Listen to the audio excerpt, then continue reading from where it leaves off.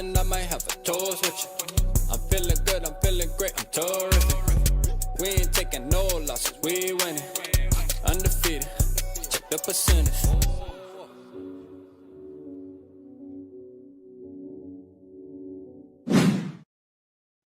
Yo, what's going on, man? What's happening? It's Friday night wrap up, man. Y'all know we about to get into it, man. Y'all know we got to get into it. You feel me? I'm gonna let everybody tap in, man. Real quick, I gotta go do something that's gonna take 10 minutes, but I mean like 2 minutes, really. I ain't not 10 minutes. I ain't gonna have y'all sitting around too long, but I'm gonna play one of my songs in the meantime. All right, listen, this is a remix to something. This is a remix to one of my songs. I had an EDM version. All right, so I'm gonna play it. I'll be right back. You know, y'all can hear that. I'll be right back. Let's give y'all some entertainment while I'm gone real quick.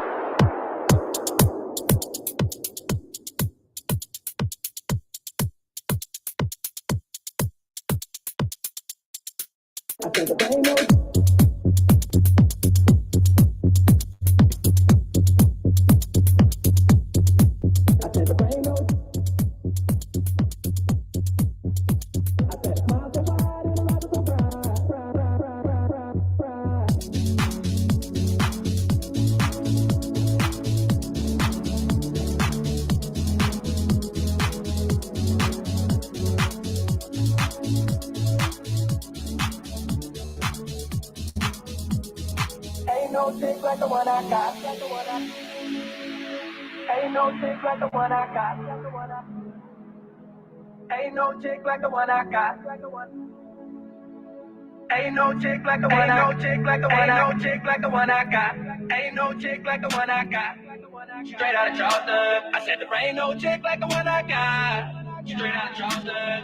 Her skin is on glow and her hair is on shine. Oh, straight out of Charleston. I said a smile so wide and her eyes are so bright. Straight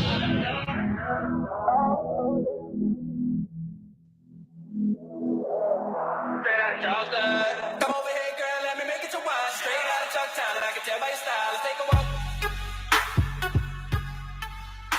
Let's take a walk. Let's take a walk. Ain't no, God. Let's take a walk. All right. I'm back. What's going on, man? What's happening? All right, man. Appreciate y'all, man. I had to go do something real quick. I'm like, man, but I gotta start the show first, man. You know what I'm saying? Like, I had to keep my word. You feel me? But appreciate y'all, man. Let me give these shout outs real quick, man. I appreciate y'all hanging out. We got Purple and Scold in the building, my boy Dave, man. Y'all make sure y'all go hit that subscribe button over there if you haven't already. We got Bob, Mr. I Wanna Midnock. Let's get it, man. Let's get it. We got Sean the Bomb in the building. Appreciate you, man. My Skull Bro, Skull Mafia, man. Vikings 1, 2, 3. Let's get it, man. We got Northfius in the building. 2 claps and a Ric Flair. Let's go, man. Give me 2 claps and a Ric Flair. For sure, man. Eli, what's up, Eli? Appreciate you, man. You're going to get that Ric Flair there too, man. And a Ric Flair. For sure, man. Appreciate you, Bob. Good stuff. Let's go, man. Drake Way. Let's go, man. My Skull Bro starting early tonight, man. The show just getting started. You know what I'm saying? Like, we just getting started, man. God damn. We gonna Drake Way him already? Hey, shit. Let's get it, then. You know what I'm saying? Let's get it, man. We singing all summer 16. You hear me? Nah, but for real, man, listen, I'm liking the boy Drake, man. We're going to talk about that, man. We talk about that. You know, hey, listen, I'm just excited that the Vikings are in the same breath as some of the top quarterbacks. You know what I mean? We haven't had that in a long time, man. We can all agree to that, right? We haven't had that in a long time. Right. We in the same breath, so let's go. Let me turn this up a little bit, man. Let's get my mic volume up a little bit there. All right. But yeah, man, let's go, man. I'm locked in. Let's get it, man. Shout out Filthy Philly, man. Let's go, man. So, hey, you think we're gonna win? You think we're gonna win Monday night? You locked in? You locked in, man? You think we're gonna catch the dub? I don't know, man. I don't know. We definitely gonna talk about it. We got to talk about it. You feel me? Shout out Philly. Shout out Filthy Philly though, man. Shout out to Nero. And a Ric Flair. We're gonna let y'all pile up in here tonight, man. Cause we definitely gonna get to it. I'm gonna tell you right now, there's a couple reasons why I feel like we ain't gonna win. Really, one main reason why I feel like we ain't gonna win is the quarterback. But hey, look, anything can happen, man. There is a couple ways we can win too, though, because we're gonna get to that too. We're gonna get to that. You know what I'm saying? Shout out Sean the Bomb in the building, man. I see you, man. Shout out T. I see you. Kurt got to step up if we win anything. Hey, T, listen. If that ain't the comment of the night, listen, I was just gonna get into that, man. You get a Ric Flair for that. Let's go. Give me 2 claps and a Ric Flair. Look here. For us to win anything, Kurt got to step up. Can I get an A? Damn. Can I get an amen? You know what I'm saying? Like, I'm telling you right now, man. Kurt got to be. Oh, man. Let me take my meds.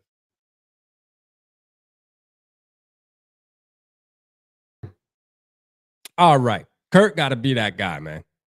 Like, Kurt got to be that guy. He has to be that guy. Like, it just is what it is, man. Like, it's a shame that our quarterback has been in the league 12 years and we still gotta hope and pray that he show up on a Sunday or a Monday or a Thursday. You feel me? Like, we shouldn't have to be like that, man.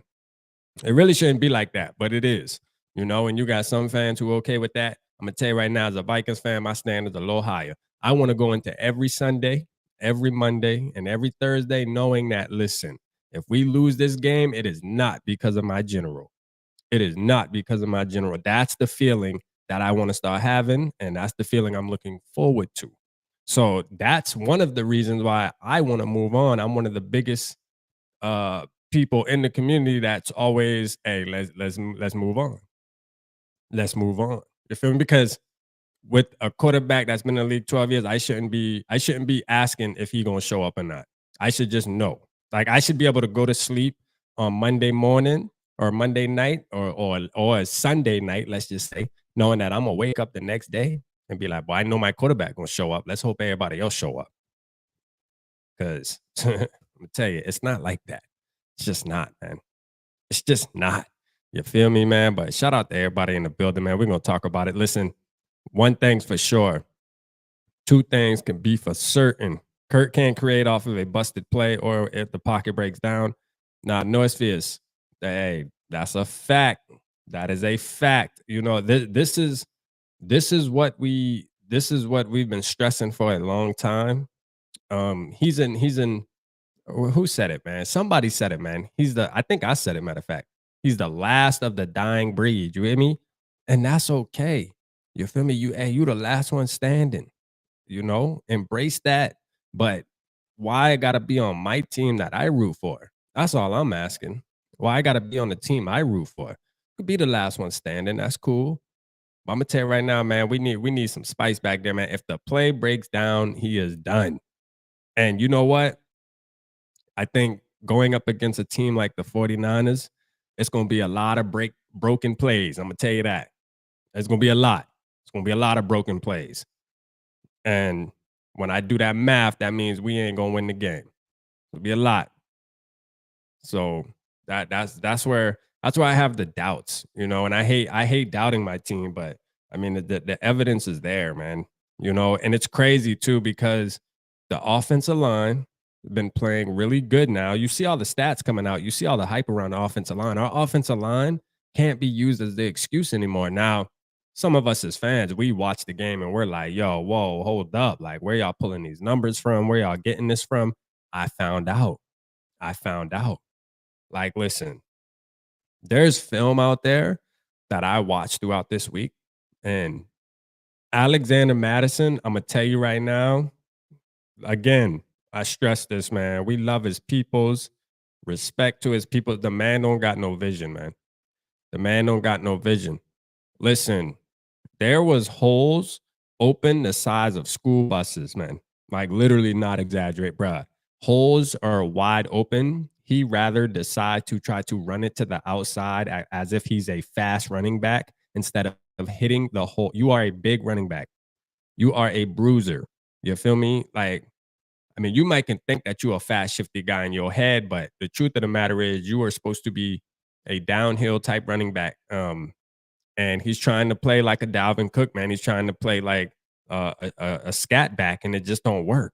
And his vision is bad, man. His vision is really bad, man. If you go back and watch the past, all the games, you can point out about 3 or 4 runs in each game where the hole is right here. Alexander Madison decides to go over there where it's clogged at, where he knows he can't get around the corner.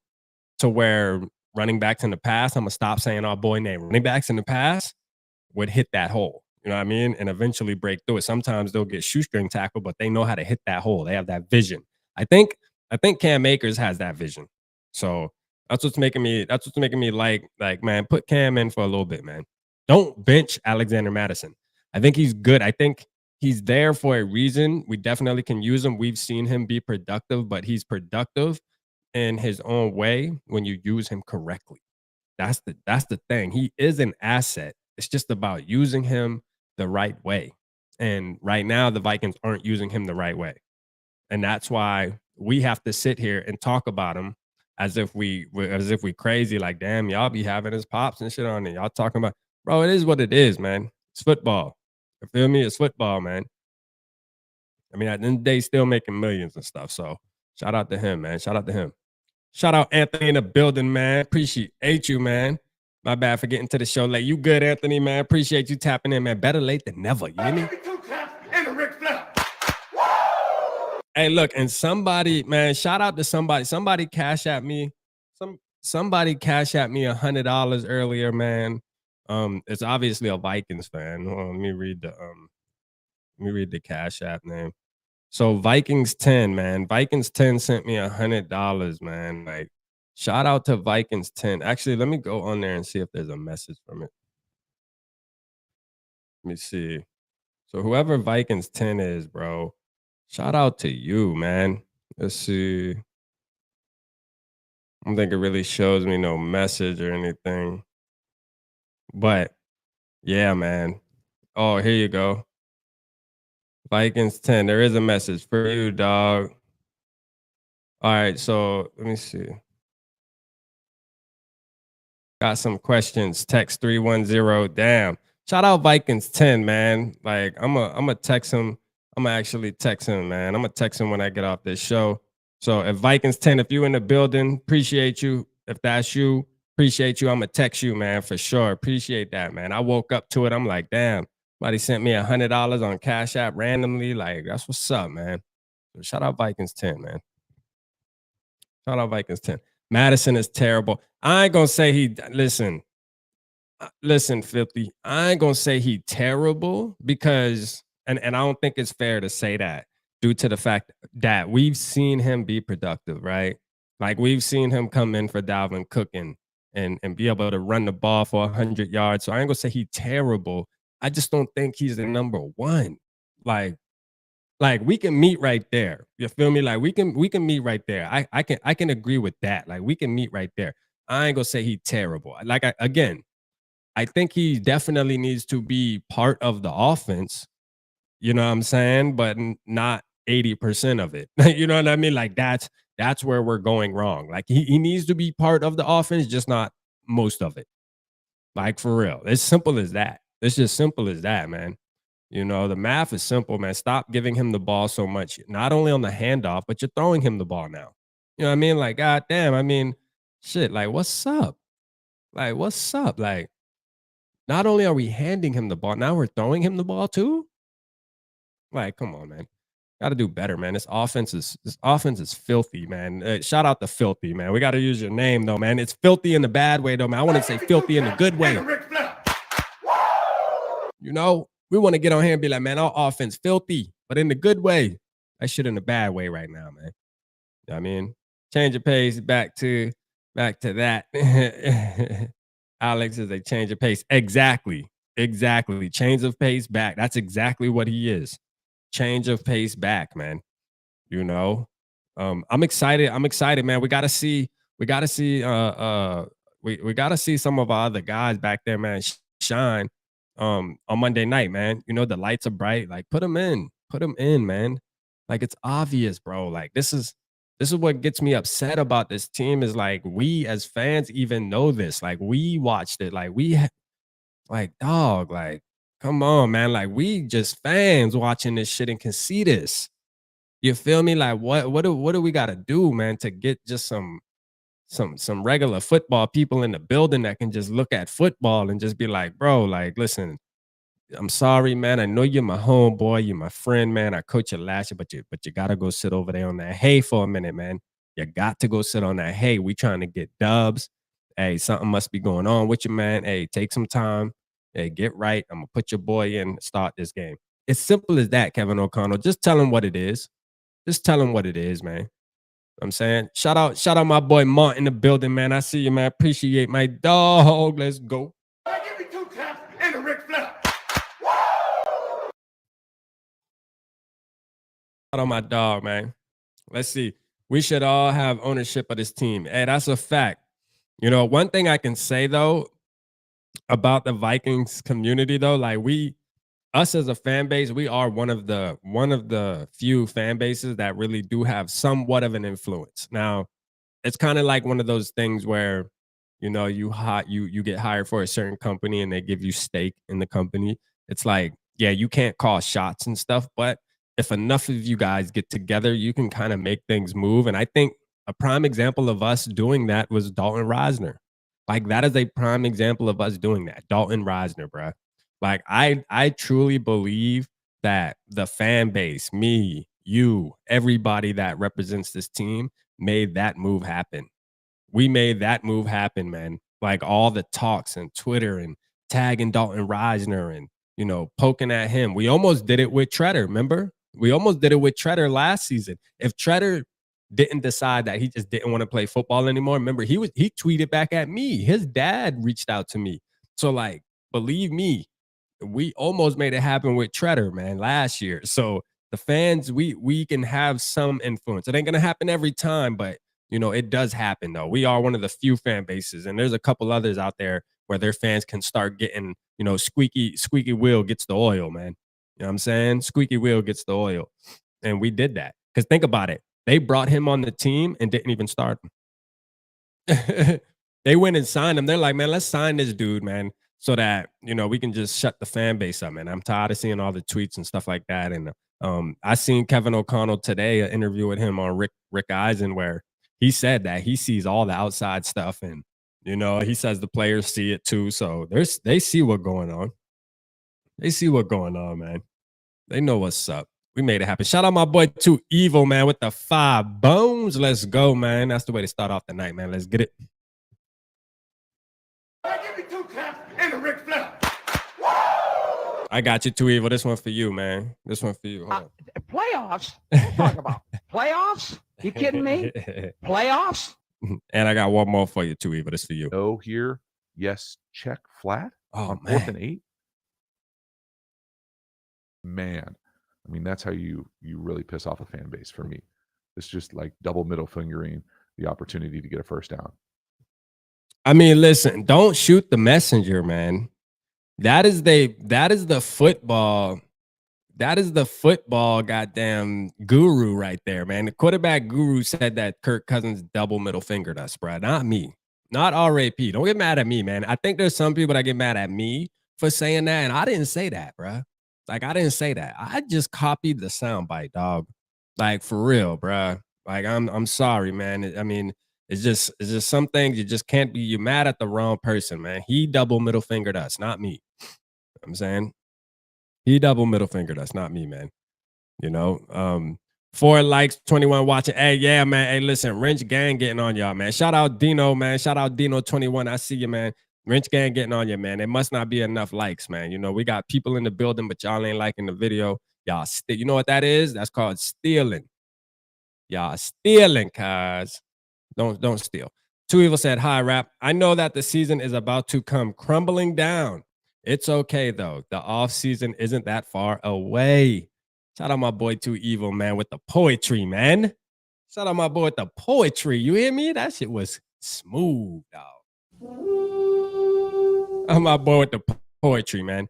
And you know what, Too Evil? You're absolutely right, man. And real quick, man, for the ones who didn't know, I don't know if I mentioned this on my page. I know I mentioned it on maybe Purple and Skull, man, but shout out to Evil, man. Listen, to Evil, when I went up to Minnesota, man, first of all, he was the first person I encountered as far as our community. He was the first guy I encountered. And, you know, not only what he did for me, man, what he did recently for SK2 during the Kansas City Chiefs game, man. Listen, Too Evil is the damn MVP. You hear me? Like, for real, man. Too Evil really is a big part of this community, man, helping us out, man. You know what I mean? Great person. Trust me, his name handle don't got nothing to do with the man. I'm telling you right now, man. I'm telling you right now, but he's still my evil twin, man. Let's get it. Give me 2 claps and a Ric Flair. For sure. Shout out to you, Too Evil, man. You my Brody. You know that. You know that. I'm pulling up for Brody. You hear me? Like, for real. It's like that with Too Evil, man.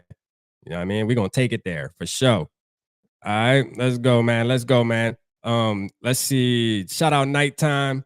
Shout out Nighttime. Appreciate you tapping in. You said Kirk just checked down to his fits in his wife's face. Yes, the Kirk Crusaders are calling it self-defense, but the Jerry ruled the domestic violence. Man, damn, look at the poetry tonight, man. I mean, y'all need to be doing this YouTube shit, man. I'm telling you, man, the poetry, I mean, the penmanship is going crazy tonight. You hear me? But nah, man, that's a fact. You feel me? Like, listen, somebody said last week, and we had a conversation, and you know, I'm having conversations throughout the week. So I can't remember exactly where the conversation went. But I'm gonna tell you, somebody was talking about Kirk being a leader and this, that. And I thought about it. I said, man, listen, man don't even lead his damn household, man. His wife picks out he's not even allowed to decide if he want to wear a red or a blue shirt. You feel me? So like, I'm not trying to hear that bullshit about how we have a man in the locker room that has other men wanting to rally around him, bro. It just don't add up. All right. One thing's for sure, man. All of us in the chat that know, man. If you know, you know. You feel me? Like, yes, it's okay if you in the shower, y'all about to go to the store. Hey, you got a wife for the married ones in the building. Hey, baby, go ahead, grab me a shirt real quick to throw on real quick while I hop in the shot. That's one thing. But Kirk, is you could tell there's been multiple press conferences where he got to bring up his wife's name. All right. There's a football question asked, and he bringing up Julie. Man, listen, you know what? I'm not even going to talk about his wife, man. Shout out Julie, though, man.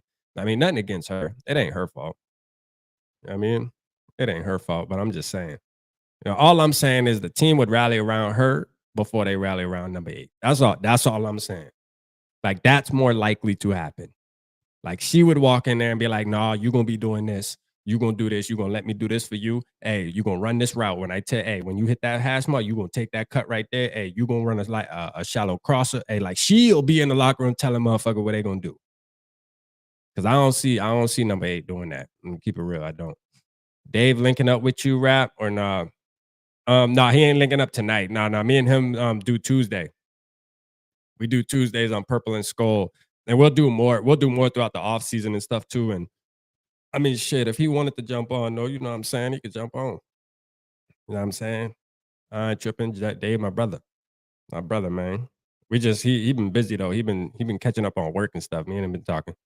He getting his shit together. You hear me? King Kong from Denver in this BI. Let's go, man. Shout out King Kong, man. Appreciate all your support, man, under the videos and stuff, man. You be commenting, man. Appreciate you. Appreciate you, man. Purple Pop in the building, man. Yeah, y'all know. Listen, before we get out of here, y'all know we got to get our motivational speech. All right? Y'all know we got to get our motivational speech. Now, listen. Listen. Last week, no, was that last week? No, that was against the Chiefs. Purple Papa, because last week I couldn't go. I was doing something on Friday night. But last week against the week before against the Chiefs, man, Purple Papa, I was feeling down. And he came in and he made me feel like, you know what? This team can win this damn football game, man. Quit being a bunch of wusses and go out there and play some football. Be a man and play football.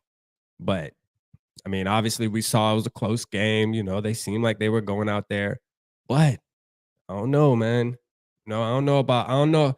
We got to test Purple Papa tonight, man. You know, he definitely got a challenge tonight if he gonna motivate RAP and motivate anybody in this chat that we can beat the damn 49ers. I'm gonna tell you right now, that right there is a football team if I ever seen one.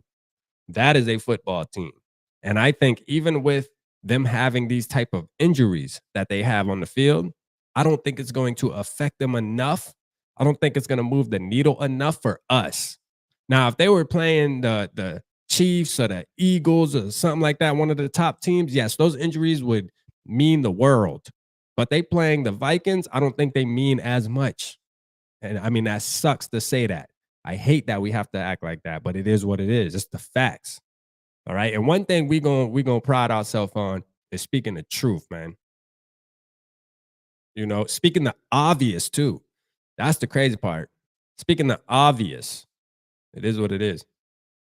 We're gonna beat the damn Niners and win our first home game. Don't worry. Hey, let's go, man. Let's go.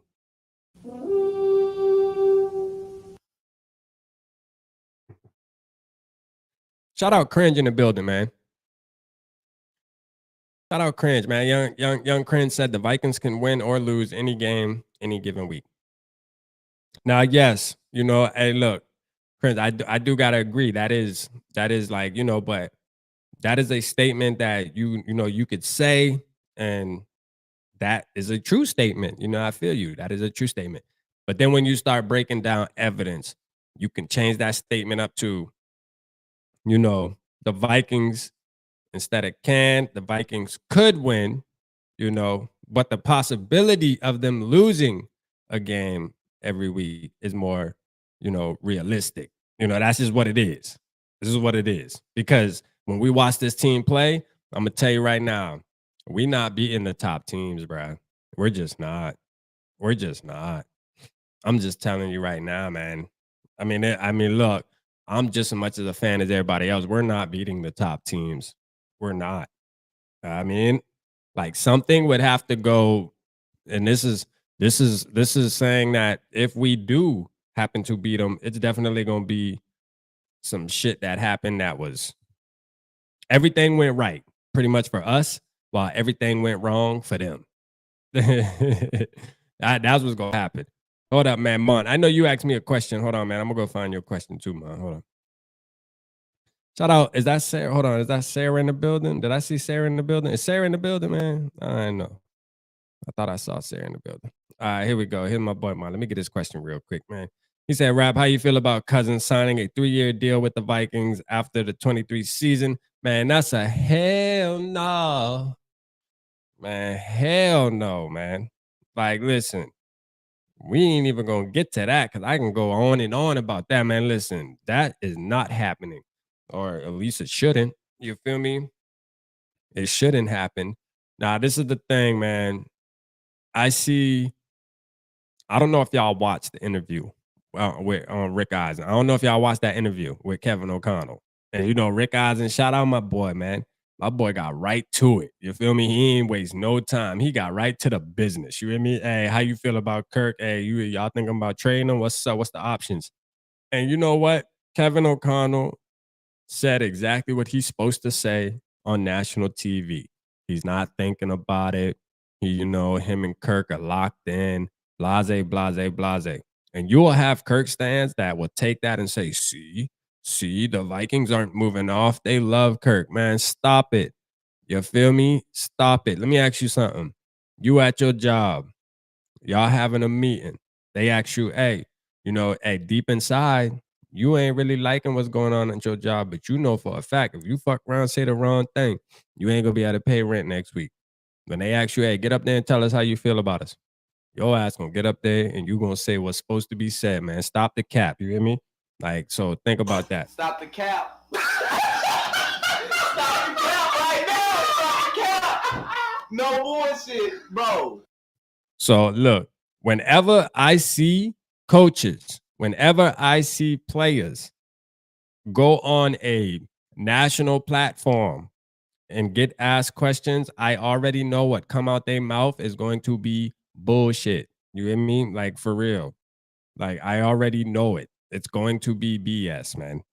Like, there's certain little tidbits you can take from it, but most of it is going to be listen, most of it's going to be, let me say the right thing, because I don't want to bring no saltiness to it. But if I really want to say how I really feel, we would, that's why that funny thing with Justin Jefferson naming his top 5 QBs. I don't think that I don't think he realized, like, because it was some Spanish thing, I don't think he realized that thing was gonna hit. Boy, that thing hit though. We got you.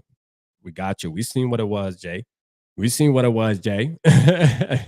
You left your boy right up off that list, man. You think we ain't catch that? Shit.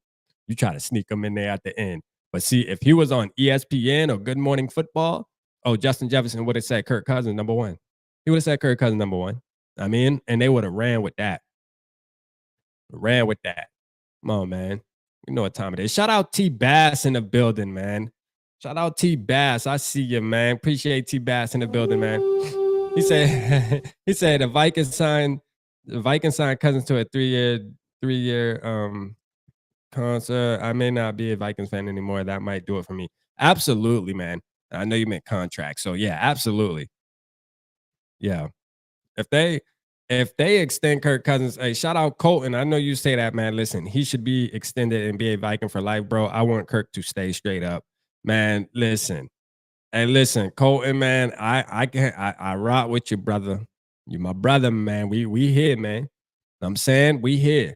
But when it come to Kirk, man, hey, I'm gonna have to say, hell nah. You hear me? Like, no. I don't give a damn. I don't give a damn, man. I want a guy that can make plays. Listen, I'm gonna tell you, there's a couple of reasons why though, Colton. So let me explain me, because I know there's people that you probably go back and forth with that really don't have context behind why they don't want Kirk Cousins. I'm gonna tell you a couple of reasons. For one, he was brought in here in 2018 to get I'm gonna keep this simple. He was brought in here in 2018 to get us over the hump because we made it to the NFC Championship game the year prior. He came in. All right. We missed the playoffs. It was a winning end game, too. Believe it or not. Don't forget about that. 2018 Chicago Bears. Bears had nothing to play for. Nothing. All right. Nothing. Couldn't do it. 3 interceptions, blase, blase. All right. We let that slide. First year. Hey, he got to learn the offense. He got to learn the system and all that. To me, again, which is BS. Which is BS to me. But I ignored it. I said, you know what? It's all good. You know, dog got a little arm on him. It is what it is, man. You know, I was still salty that we got rid of Case Keenum, but I'm like, it is what it is. All right, let's move on to the next year. Let's see what we got. 2019 come around, decent season. But then I started noticing, like, damn, like, I'm going to tell you right now, 2019 is when I started noticing, like, damn, like, you know, the yards are there, but we ain't putting teams away. Like, these crucial downs, we playing catch up a lot, shit like that. That's why the yards are being fluffed up. You know what I'm saying? He checking the shit down all the time. Like, this is something about him. I'm watching these other young quarterbacks, and I'm like, oh, they moving around. I could start seeing the NFL, the quarterback position evolve. I can start seeing, like, even last night, if you watch Thursday Night Football and you watch Trevor Lawrence, like, people will say Trevor Lawrence isn't as good as Kirk Cousins. Man, listen, when you watch those two play, you could see the damn difference, man. Like, straight up, man. And I know Purple Daily was talking about that today. And I totally agree with that, bro. Like, when you watch the Joe Burrows, and we'll leave Patrick Mahomes out of it. When you watch the Joe Burrows, Josh Allen, shit, fuck it. Even Geno Smith right now, man. And Geno Smith older. But you know what? He innovated his game because he know he had to. You feel me? To keep up with this shit, man. And I'm going to tell you. And the truth is this. Kirk can play his style against teams under 500 and look amazing. The problem is when he plays his style against teams that are above 500. That's where the issue lies. And guess what? To make it to the playoffs and make it to the Super Bowl, you have to be able to beat teams that are above 500. Ain't nobody worrying about the teams under 500. That's cool that you can sit back in the pocket and dice them up. That's straight. That's straight. Good job. What about the teams that matter? Can you beat them playing the way you play, sitting back in the pocket, not making stuff happen, and it's proven over and over again? No. You know what I mean? No.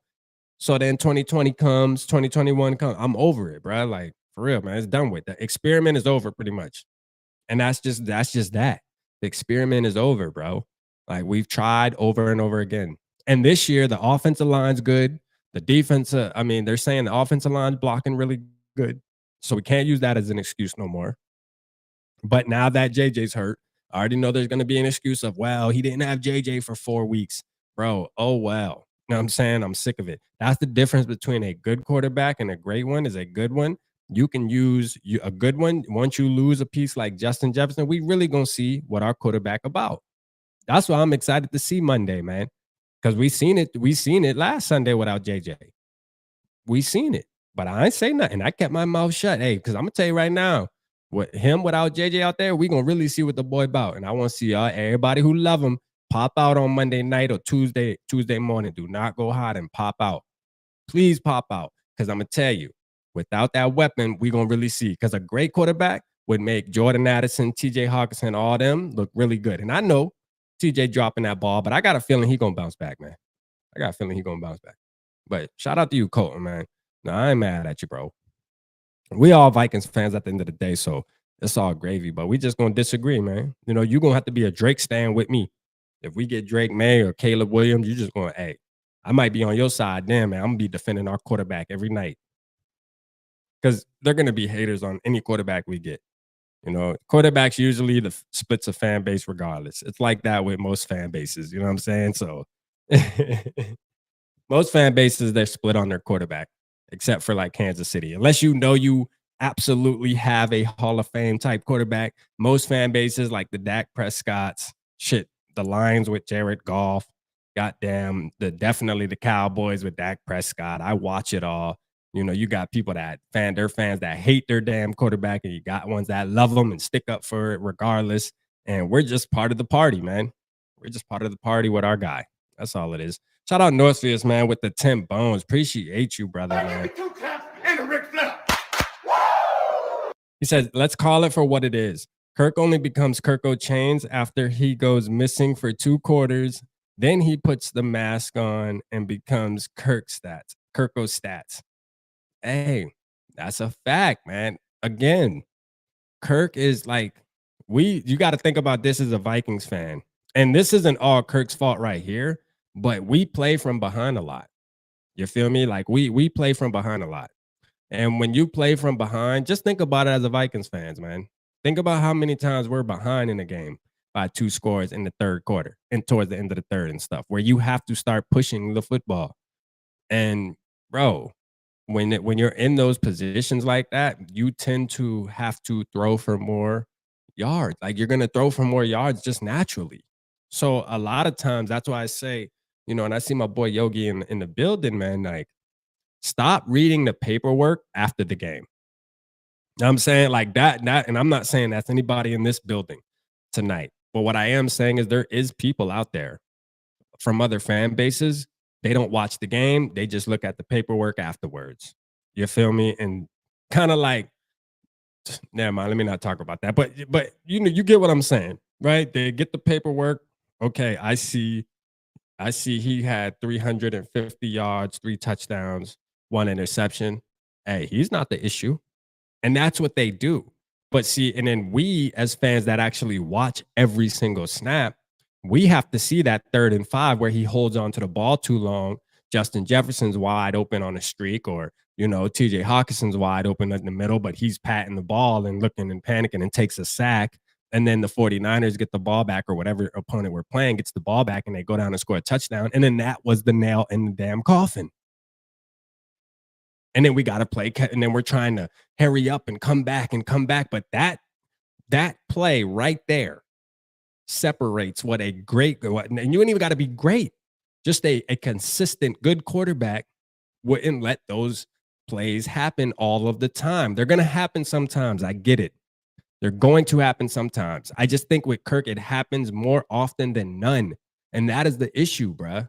Like, that is the issue. It's those plays right there, man. And I'm telling you, it's only like 2 or 3 plays throughout a whole football game, but those 2 or 3 plays are what's making and breaking the deal. And that's what we have to change, man. We have to get somebody who's a dog who doesn't allow those plays to happen. Like, for real, man.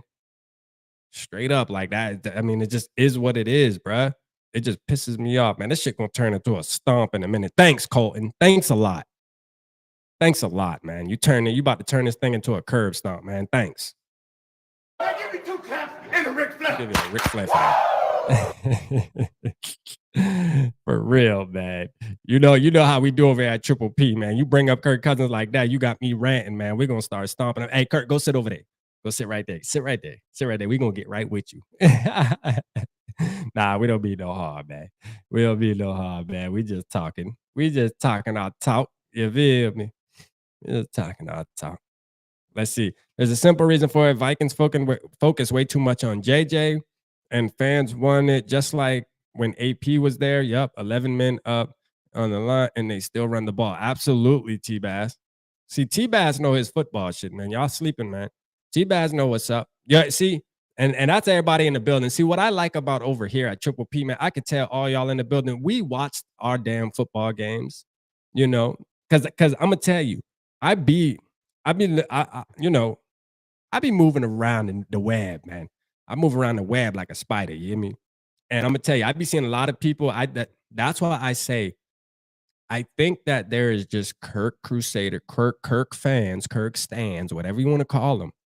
I truly believe that there's just a group of those people. Like I truly believe that they are Twitter robots, bruh. I've said that, and I really believe that, bruh. I've been in the music industry. I know that there's a such thing as being able to build a robotic wave. Now, yeah, there'd be real people mixed in, but I'm telling you, you got it, man. It's a fact. I think that a lot of now you do have your regular people, that like our quarterback and but they more like him because his attitude and people naturally when you got somebody that acts like that, it's hard to be mean to that person. It's hard to talk down on that person. I get that too. You feel me? I understand that too. I understand it's hard to talk bad about a person that's so good, man. That's so nice.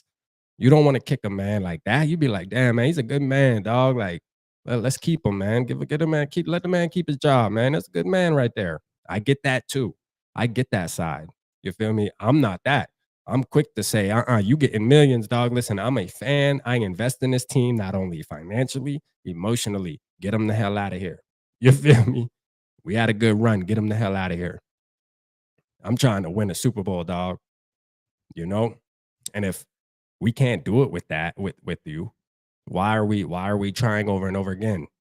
We have seen enough, me boy. For real, we have seen enough, me boy. That's all I'm saying, man. Shout out Two Tone in the building, man. I see you, Two Tone Tony, man. Shout out GG in the building. And a Ric Flair. I see GG. Let's go, GG. Let's go, man. Y'all make sure y'all go subscribe to GG, man, if y'all haven't subscribed, man. Shout out Zud, man. Zud Jogad.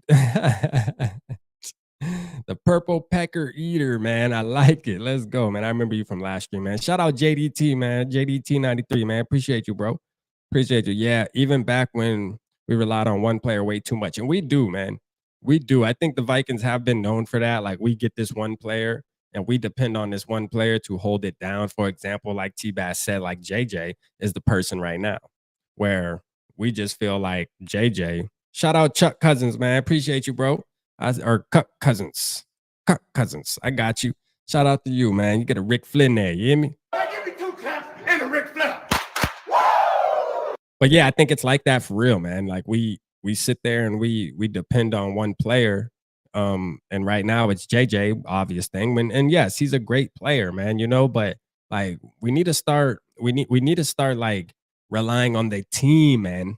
Because we did that with Anthony, we did that with AP. And then don't forget, man, Dalvin Cook was our boy for at least 2 years. Now he did get hurt. He was getting hurt and stuff, but man, the offense ran through Dalvin, bro. Like Dalvin literally every Sunday, it was about how the hell you gonna stop Dalvin Cook for the opposing teams. And we had, Stephon Diggs and Adam Thielen mixed in there, but it was about Dalvin Cook. It was, whether some of y'all like it or not. It just was what it was. But we do put too much focus on one player. And yeah, you do have your star players. That's right. We understand that. But man, let's start winning as a damn unit. It's like if the offense shows up, the defense doesn't show up. The defense shows up, the offense don't want to show up. Like, when the hell can we just get 2 people playing? When the hell can we just get the whole team to play a full game of football? I mean, is that too much to ask for, man? We got a bunch of grown men in the building. Is that too much to ask for? Like, can both sides just play a full 60 minutes of damn football, please? Please. I mean, I feel like we haven't done it in like 4, 5 years, man. Can we just get it one time? Monday night, can we do that? Like, this would be the perfect time to do that. You know, because my thing is this: I don't feel bad that JJ's not on the field. I'm gonna tell you right now, you still go out there and find a way to damn win the football game. All right, you drafted a first round. Think about this: when Justin Jefferson got drafted in the first round, right? Who's to say that Addison isn't just as good as Jefferson or can be just as good as Jefferson? Who's to say? Who's to say? You feel me? Make it happen. Force feed his ass to rock like you did JJ when he on his rookie year after the 3rd game when you put him in and realized, damn, this dude's pretty good. This dude's pretty damn good. From that point on, he took off. Who's to say Addison, hey, he already got 4 TDs. He isn't getting half of the targets JJ was getting at the time. Why? Because his offense is anemic. His offense has an issue right now. And we have a 12-year veteran running it. You know what I mean? So that's a problem, man. You feel me? It would be different if this was a rookie quarterback and our offense is, you know, doing what it's doing. But no, this is a veteran quarterback, man. Like, ain't no veteran quarterback unless you known to be a washed ass dude running like this, bro. Like, Kirk's not known to be a washed quarterback. Kirk's known to be a good quarterback. So, like, if that is the case, why the hell is your offense so garbage when you have all these damn weapons? I don't get it. I don't get it, man. I'm saying, I don't know who's calling, man. This might be Purple Papa. I don't know. But hold on, man, real quick. Or actually, you know what? Hold up. I got you. Hold on. Hold on real quick. Make sure it works. Hold on. Hey, can you hear me? Can you hear us? Hold on. Let me get you. Hold on real quick. As a matter of fact, I don't think they can hear us on the computer. Hold on real quick. Hey, call right back, Papa. Okay. Matter of fact, hold on. Oh, damn. Yeah, call right back, Papa. I think we can hear now. That shit took a minute to switch over.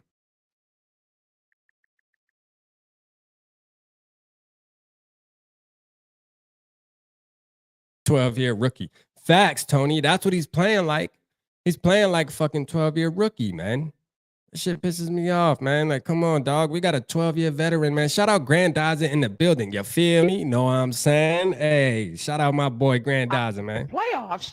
Talk about playoffs? You kidding me? Playoffs? Playoffs?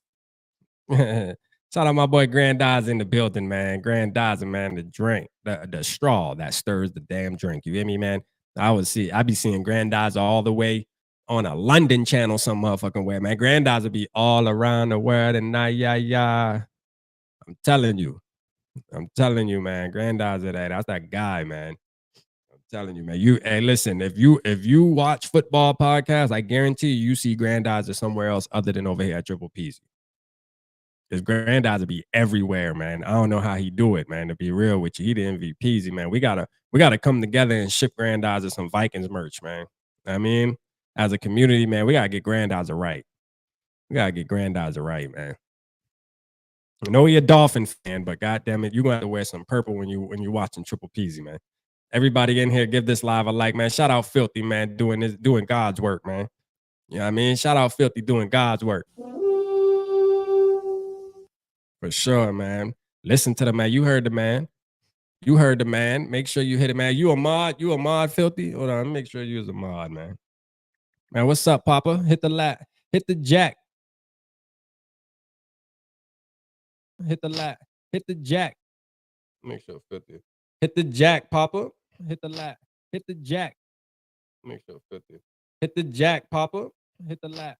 Oh, my bad. I got that shit playing. on there because I'm trying to look for my boy Filthy. All right, there you go, Filthy. I got you right. But yeah, man. I'm saying, like, for real, he didn't come here to be great. He pinned us against New York Jets. Man, yes, exactly, Northfield. Man, Northfield know his shit, man. Y'all go quit playing my boy. I'm telling you, he be talking that talk, man. Shout out Lemmy too, man. My bad, Lemmy. I see you right here, man. Let me get Lemmy up here too, man. My bad. I got distracted with Madden. Hey, man, listen, go on Madden. Sean the Bomb, trade Kirk Cousins as right now. Trade his ass for a 2028 6th-round pick. I don't give a damn. All right, let's get Purple Papa in this bitch, man. Bomb trade Kirk Cousins ass right now. Trade. You know what? Hold on. Everything okay? So you could differ from me.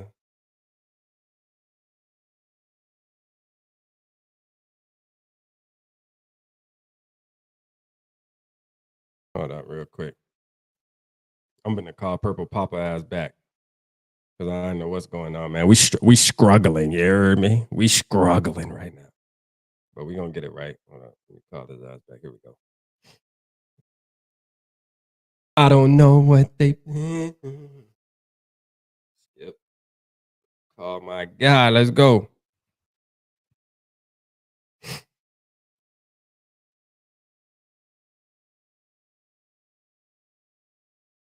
Damn, that shit ain't ringing, man. What's up, man?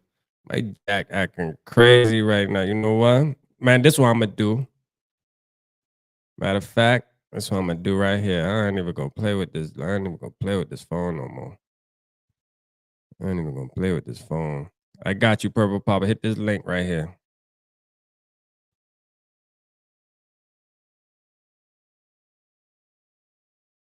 Purple Papa, hit that link right there. Hit that link I just dropped. Because this phone acting up tonight.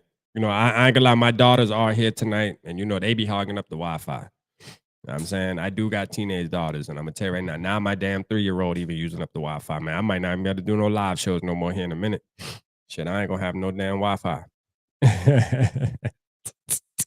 I ain't gonna have no damn gigabytes. You feel me? I'm gonna have to tell Spectrum, man, give me all the gigabytes you got. You ain't got no more in the back. You ain't got no more back there in the back, man. I need some more. For sure, man. Hit that thing, man. A 2028 6th-round pick and a pack of Newport shorts in the bar. Hey, facts. Facts, man. Trade his ass right now, man, for a 2028 6th-round pick. I don't give a damn. Get him out of here. Rap, do you have the Kirk Cousins of phones? Hey, I got an iPhone too, Eva. I don't know, man. Like, it's just, I think it's the Wi-Fi, man. My daughters are here, so they here, man. They using up the Spectrum 2G, man. Facts. You know what I'm saying? But hey, you know what? There's always other options. So we gonna get them in here. You feel me? I dropped the link. So all he gotta do is hit the link, man. Hit the link. You feel me? Tap in, Purple Papa. Tap in. But we can't get you on the line. We gonna damn sure get you on here some way, somehow. You know we make it happen. Unlike Kirk, man, we gonna make it happen. You hear me? We gonna catch the dub tonight. I can guarantee you that. One thing I can guarantee you is we gonna catch the dub tonight with Spectrum. With Spectrum. I traded Hawk Madison and Kirk for Josh Allen. Hey, facts. Josh Allen and Justin Jefferson. Yeah, we smoking. Hey, facts. You hear me? My ideal situation this year. Yeah. All right, let's get them on here, man. We got Purple Papa in the building, man. Shout out my guy. Hey, you on that road too, man. Y'all hear it? Y'all hear that horn? Yeah, That's my Viking horn when I'm in the truck. You know what I'm saying? That's how I get down with hey, the you know purple what's and crazy, gold. Purple Papa? Hey, man, you know what we could do? That custom. You know you can get custom horns, man. We gotta get you that Vikings horn for real, man. When you on that road, man. That'd Man, be I fire. definitely want it. I definitely want it.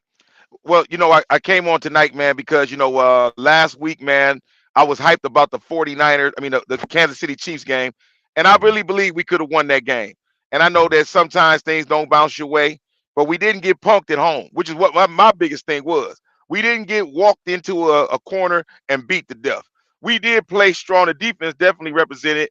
I think we could have did better on a lot of other things, but for the foremost, we did admirable work, I think, on that field. As far as right now, man, with the 49ers, hey, man, we've had a history of beating these guys. So it's not like it's impossible. You heard of the story of David and Goliath. Well, I don't really feel like we're a tiny guy like David, and I really don't feel like they're a big bully like Goliath. But I do believe that the way it's being presented, that we are right now up against the wall. And this is a home game. Now, here's where pride kicks in. I said this last time, I'm going to say it again. You don't let the bully come to your front doorstep and beat the snot out of you in front of your mama. Minnesota, if you're going to show us anything this week, the 49ers is the team to do it with. Now, I work security for the Browns. I was there And I saw how Cleveland fans got together and motivated that team as they walked through. We can do the same thing. Ain't nobody gonna make us come to our own house and feel inferior. This is where Minnesota lives, the land of 10,000 lakes. We are here, the house that Bud built. It's time for us to finally get some respect. No more walking around with our head down. No more feeling inferior. We are the better team any given Sunday. We got to have that mindset. When you walk into the building, if you don't look like a winner, you're going to play like a loser. So what you want to do, present yourself. Make yourself look like what you want to be like at the end of the game. You got to think this game is winnable. Greg Jennings caught that touchdown in the back of the end zone 2009. Who can remember Anthony Carter going to San Francisco in the playoffs and wreck the 49ers, wreck their dreams? This is nothing different. We got a chance to come in here. We don't have Jefferson. And you know what? It would be great to have JJ out there handling business for us. It would be wonderful to see him do the gritty. Somebody else got to find a way to get on that field and turn the energy up. Somebody got to hit the switch. Every game before it starts, Rap, tell me if I'm wrong. Somebody blowing in that horn, right? Somebody's setting it off. But woo! And we come out there and we get the energy. Throw that horn up there for me. Let's go. When you hear that, you know wartime. You know it's going to be a fight. So this week, when we go into this game against San Francisco, they done had a rough game against the Cleveland Browns. They battered and bruised. We played KC. We gave our all. Hey, listen, we going to show them again what it's like to lose. We're going to give them their second L. We're not going to come in here thinking they're going to just run over us. We got to believe. We got to come into this stadium. The fans set the tone at the door. If y'all walk in there and get it set off and make them feel like, hey, we behind you, guess what? The players will see that. Start getting them chants going. Minnesota, let's go. Minnesota, let's go. Defense, defense. It won't happen if you're sitting there quiet. They didn't build that dome to be a library. Bring all the noise. I remember back when the Utah Jazz used to play, all those teams, they bring them noise makers, them horns, them cowbells. We need to do that. Crazy George, remember Crazy George would beat the drum? Absolutely. We got to bring the energy, turn up the volume. It's time for the Vikings to come into a game. And look, whether or not we are recognized as the greater person or to be the winner of the game, to have the point spread, it don't matter. When you come to our house, you're going to get disrespected. You're going to get checked at the door, just like the Rich Gang does on this spot. When you come here, Rich Gang shuts down all foolishness. If you now about the purple and gold on Sunday, we're going to show you what it is. Y'all wear that, what, wine and gold? That's not the same thing. That's not the same. If you look at the color purple, purple is the color of the richness, of the royalty. And we have a heritage. Oh, yeah, absolutely. So I'm telling y'all, all the fans in Minnesota land, it's a lot of us that come on this pod. I thank God for Rap. I thank God for all the guys, purple and gold for days, and for all the others that I see every now and then when I come on here. I want y'all to know this is our time. The big bully will be handled. The 49ers, look, you come digging for gold over here, you're going to get left in a crater. You ain't getting nothing in here but an L. Bring them here and let them know you just left Ohio. Now you up in Minnesota. Hey, it's 10,000 lakes. We can leave you in one of them. You ain't got to leave, but you're going to leave in one of them. We're going to get rid of you. It's our time. And you know what? Listen, Kurt, I make another appeal to you. Kurt, it's time for you to show why we gave you all the money. It's time. You can't say, I don't have this player or that player.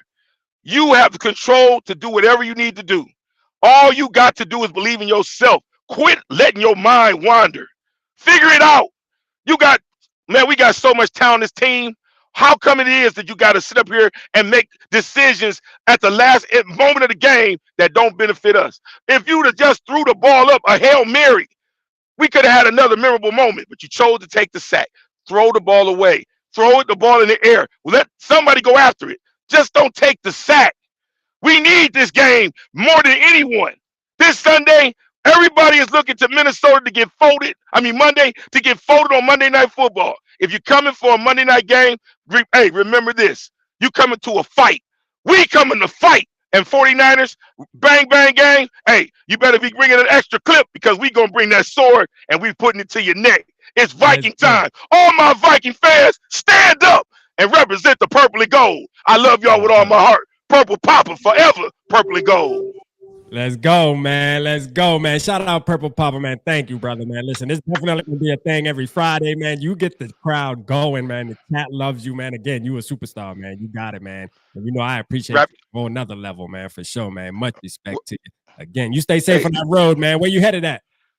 Man, I'm right now, man. I'm in Ohio, man, but I'm rolling inside the city of the state. I'm not going nowhere. I stopped at a truck stop to do my rant because I didn't want to be on the wheel. And so for those out there, I'm hands-free. I got my headset, so if you can see, I'm doing it that big time. But I love y'all, and I'm grateful for this opportunity. Rap, you know what, man? Because of you, you got all Viking fans connected all around the world. Keep doing the great job you've been doing, brother. I love you with all my heart. Man. Love you too, 100. Papa, man. For sure, man. Appreciate you. Have a good night, brother. Yes, Skull, sir. baby. Let's go. Man, shout out Purple Papa, man. As always, man. Love that man, dog. Like, for real. Like, I really, like, y'all don't understand, man. That man right there, that's a good man right there. You hear me? And look what he does for us, man. I told you, it's going to take a lot to motivate R.A. Peasy to feel like we can win that game. But I'm going to tell you, if one person can do that, it's my guy, man. It's my guy, Purple Papa, man. He is that guy. You feel me? Like, he is that guy. He's the guy that can make me feel like we can win this damn football game. So shout out to Purple Papa again for another legendary prep talk, man. And this is definitely going to be something that I do every single Friday. Even if Purple Papa isn't in the chat, after about 45 minutes of going live, we call in his phone, and I know he going to pick up for his brother, man. You know what I'm saying? Shout out to Purple Papa, man. Stay safe on that road. We praying for you. God bless you, brother. For sure, man. Let's get it. Let's go, man. I saw Nephew in the building. Shout out My Worthless Opinion, man. MWNO with the dang $10, man. He said, tell him, Papa, for sure. Tell him, Papa, man. Shout out my nephew, man. Nephew in the building, man. Shout out Nephew. Shout out Nephew, man. Nephew, you free?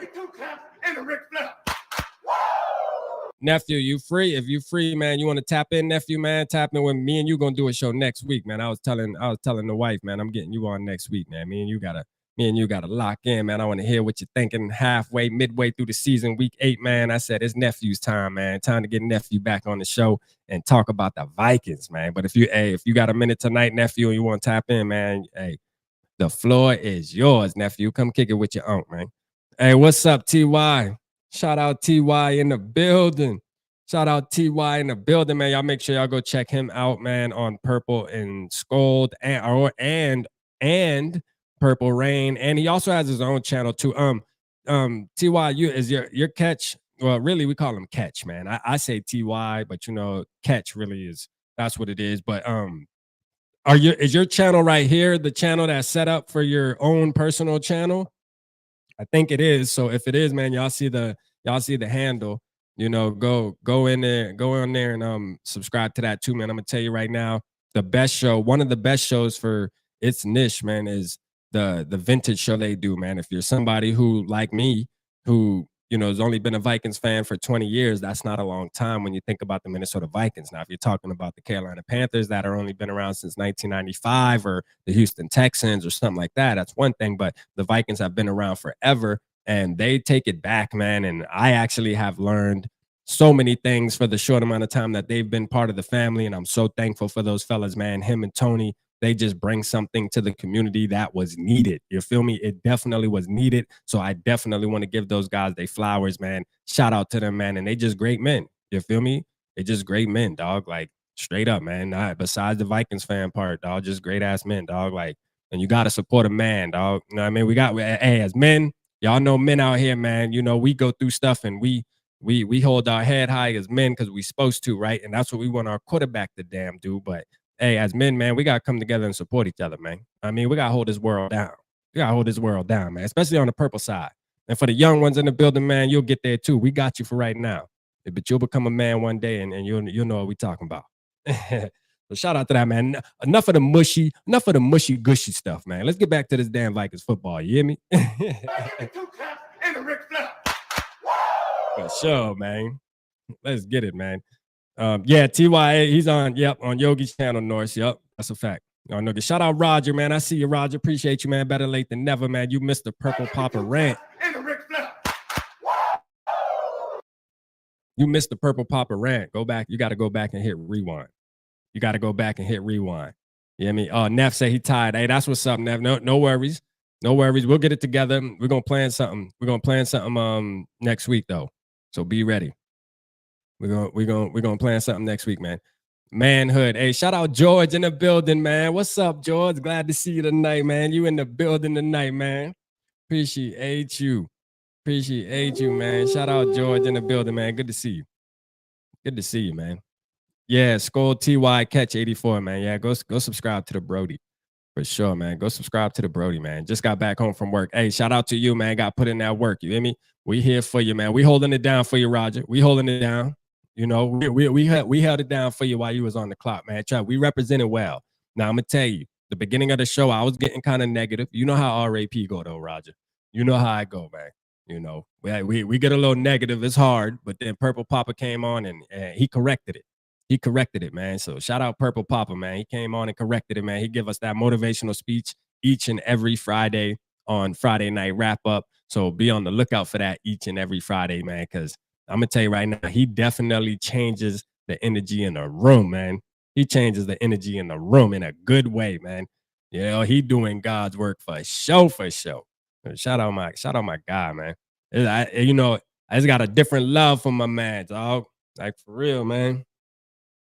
Like, he's got different love for my man. Let's see. Purple Ink, man. Dave, what you got going on, man? I want to talk to somebody else about some Vikings football, though, man. Somebody tap in real quick. Skull TY, you want to tap in, man? Hit that link, man. Somebody tap in real quick, man. I want to talk to one of my fellow Vikingeers, man. Like one of my fellow Vikingeers need to tap in, man. You know what I'm saying? Let's tap in to in the show with somebody hopping on with me, man. God damn, what a brother got to do to get somebody to hop on with him and talk Vikings football, god damn it. Shout out Zach in the building, man. Appreciate you, Zach. Appreciate you, Zach, because we're going to do our predictions. We're going to do some bold takes. You know, we still going to get to it. So we still going to get to it. You know, we still going to get to it. We're going to do some predictions, you know.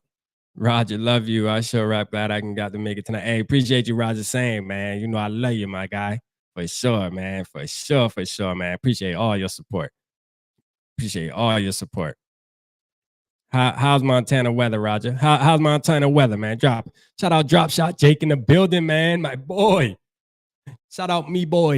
You know what I'm saying? Shout out Drop Shot, man. Hey, Drop Shot, did we ever talk about your name? Like, did you get the Drop Shot from, because you know that's a fishing thing too. Did you get that? Is that where your name came from, man? You be fishing, man? You be fishing, man? Tell me what's up, man. You know how your boy RAP feel about fishing, man. That's my shit. I mean, we ain't gonna get into the fishing talk, because like I can start a whole damn fishing channel if I wanted to. I'll be on live for 4 hours a night. Oh shit. Just waiting. Let's see. Just waiting for the big shaker in Cali earthquake time, baby. Damn, is there an earthquake coming? Is an earthquake coming, George, man? Be safe out there, boy. I know you don't never know when one's coming, but still, yeah, I used to live in Cali. I've been through earthquakes, so I know they get dangerous. You know, Streamlab not working on my phone. Oh, Streamlab not working on your phone, man. That's cap, man. Come on, don't do that. Don't do that, Yogi. Don't be hating off the lab now. You know the lab be pumping now. You know the lab be pumping, man. You know, my group, man, my little group that I talk to, man, you know, they won't make fun of me because I use Streamlab. But look, y'all ain't got no problem. Y'all see me in it. We here, right? We in the building. They call it the melon. You know, my melon app, man, my watermelon. That's what SK used to say, man. SK used to be like, man, you using that damn watermelon, man. Can we get Prime Adrian Peterson on Monday? So Sean the Bomb, listen, I'm gonna tell you right now, first of all, what we need to do is get Prime Cam Akers for one. I think he needs to start the game, man. Y'all let me know, man. Like, who needs to be the starting, right? You know what? Matter of fact, let's do it. Let's do it like this. Hold on real quick. Let me pull up. I'm gonna pull up the poll so I can add a little fun to the goddamn chat. You hear me? Add a little fun there. Let me get to it real quick. Let's go to the studio. I'm having a good time tonight, though. To be honest with you, man, I'm super chilling tonight. I'm gonna keep it real with you. I'm super chilling. Like I feel like I can be on here for another 2 hours just bullshitting, to be honest with you. Like I'm super chilling tonight, man. It's Friday night. You know, it's Friday night. Let's see. Tomorrow, man, on Fifth Down. Now, I do have my daughter's birthday get together tomorrow, so y'all wish her a happy birthday. But we gonna be doing a get together there. But me and Yogi plan on watching JJ McCarthy for the first half. Maybe slip into the second half. I don't know if I'm gonna be able to do it yet. But then we also got Saturday Night Live that we're gonna be doing on Purple and Scold. We're doing it a little earlier tomorrow, so be subscribed to Purple and Scold so you get notifications. I think we're doing at 6:30. All right, so just make sure y'all are in the building, supporting the crew. You hear me? Supporting the crew, man. Let's start a poll. We're gonna say, oh shit.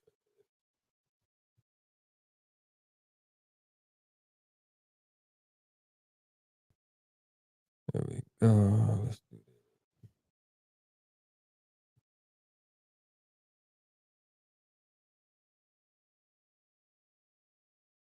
I'm gonna add another one.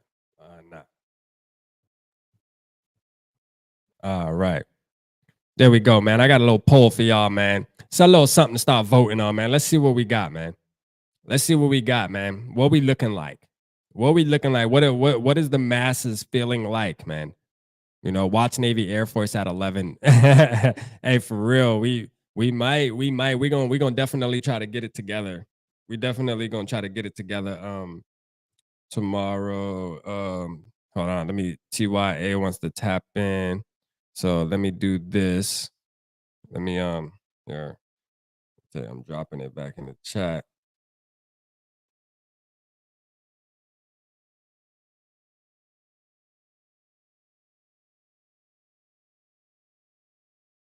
Oh, there we go. Never mind. I sent it to him. Shout out Yogi, man. That boy at work working. You hear me? My dog at work working, man. Shout out Yogi, man. A motherfucking dog right there. For sure. Akers, hold on. Akers just has that burst that Madison doesn't. Yeah, so we were talking about that JDT2. And George, I see you asking about McCaffrey's health. I was actually on a 49ers podcaster yesterday. Shout out to the ones that pulled the not yesterday. Was it yesterday? No, it was the day before. GG Ruthless, man. Shout out to them fellas over there running that running the 49ers podcast. But I was over there talking. And it was good, man. It was good. He said that I think they're gonna dress out. Now, will they be getting as many snaps as normal? Probably not, but the decoy is enough. You hear me? Like decoy is enough, I think, with those guys. Let's add my guy, man. Shout out to TY. Yeah, there's definitely an echo. Yeah, hold on. Talk. You got me now? There we go. Now we in there. Let's go, man. What's up, man? Go. How you feeling, man? Good. Been wanting to do a show with you forever, man.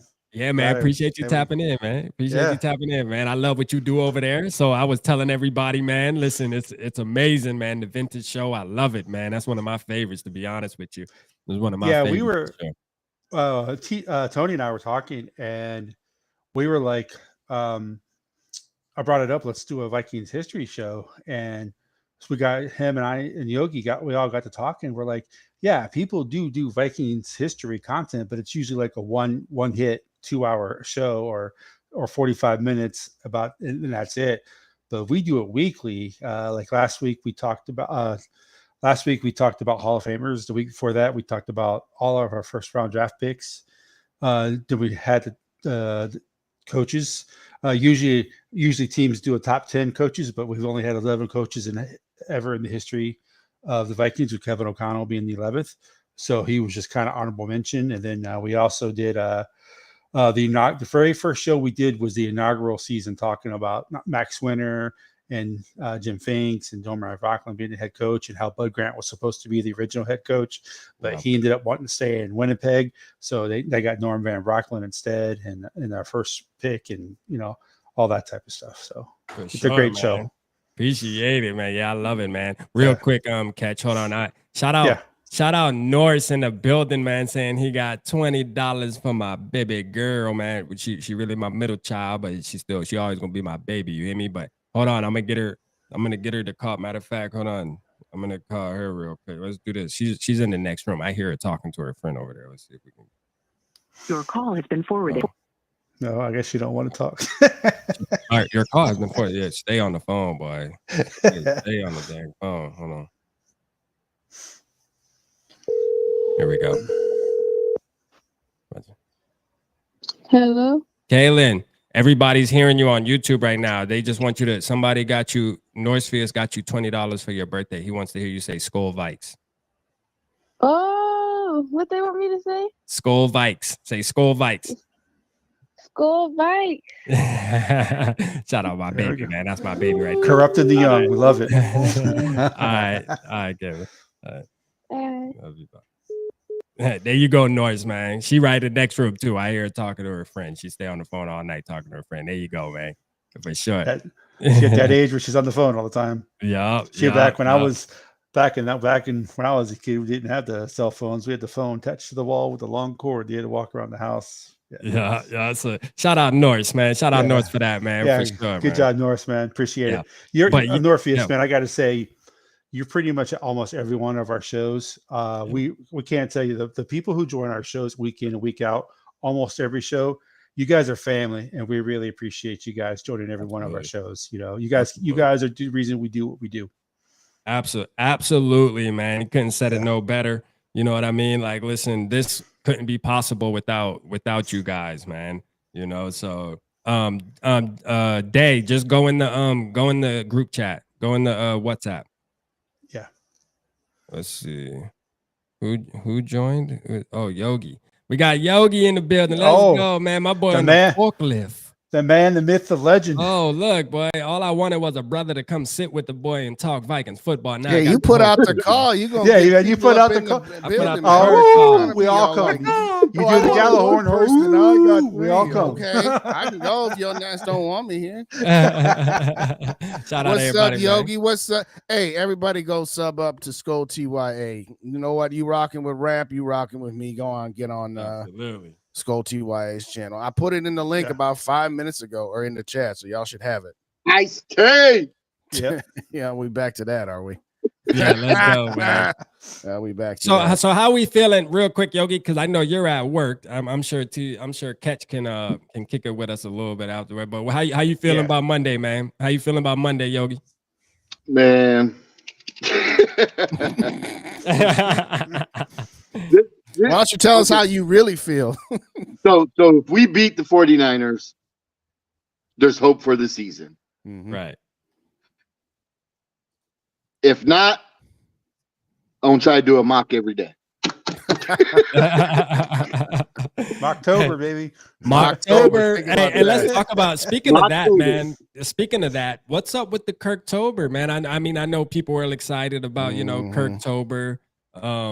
And it's like, damn, I mean, what's up? Like, believe it or not, the first, I guess these are probably two of his worst games that we've seen, not only just in October or Kirktober, whatever you want to say, but just in general, man. So what's up, man? Like, has the tide changed? You know what I mean? Like that's what it's really, that's the real question. What's up, man? Go ahead, Catch. Tell us, because, I think Catch, one thing I love about Catch, I think he's kind of like, he's a true in the middle guy from what I've seen so far. Now I know Day says he's in the middle, but I'm gonna tell y'all right now, me and everybody in this motherfucking building know Day is not in the middle. All right, Day is right over here with R.A. Peasy. So we ain't trying to hear nonsense no damn more.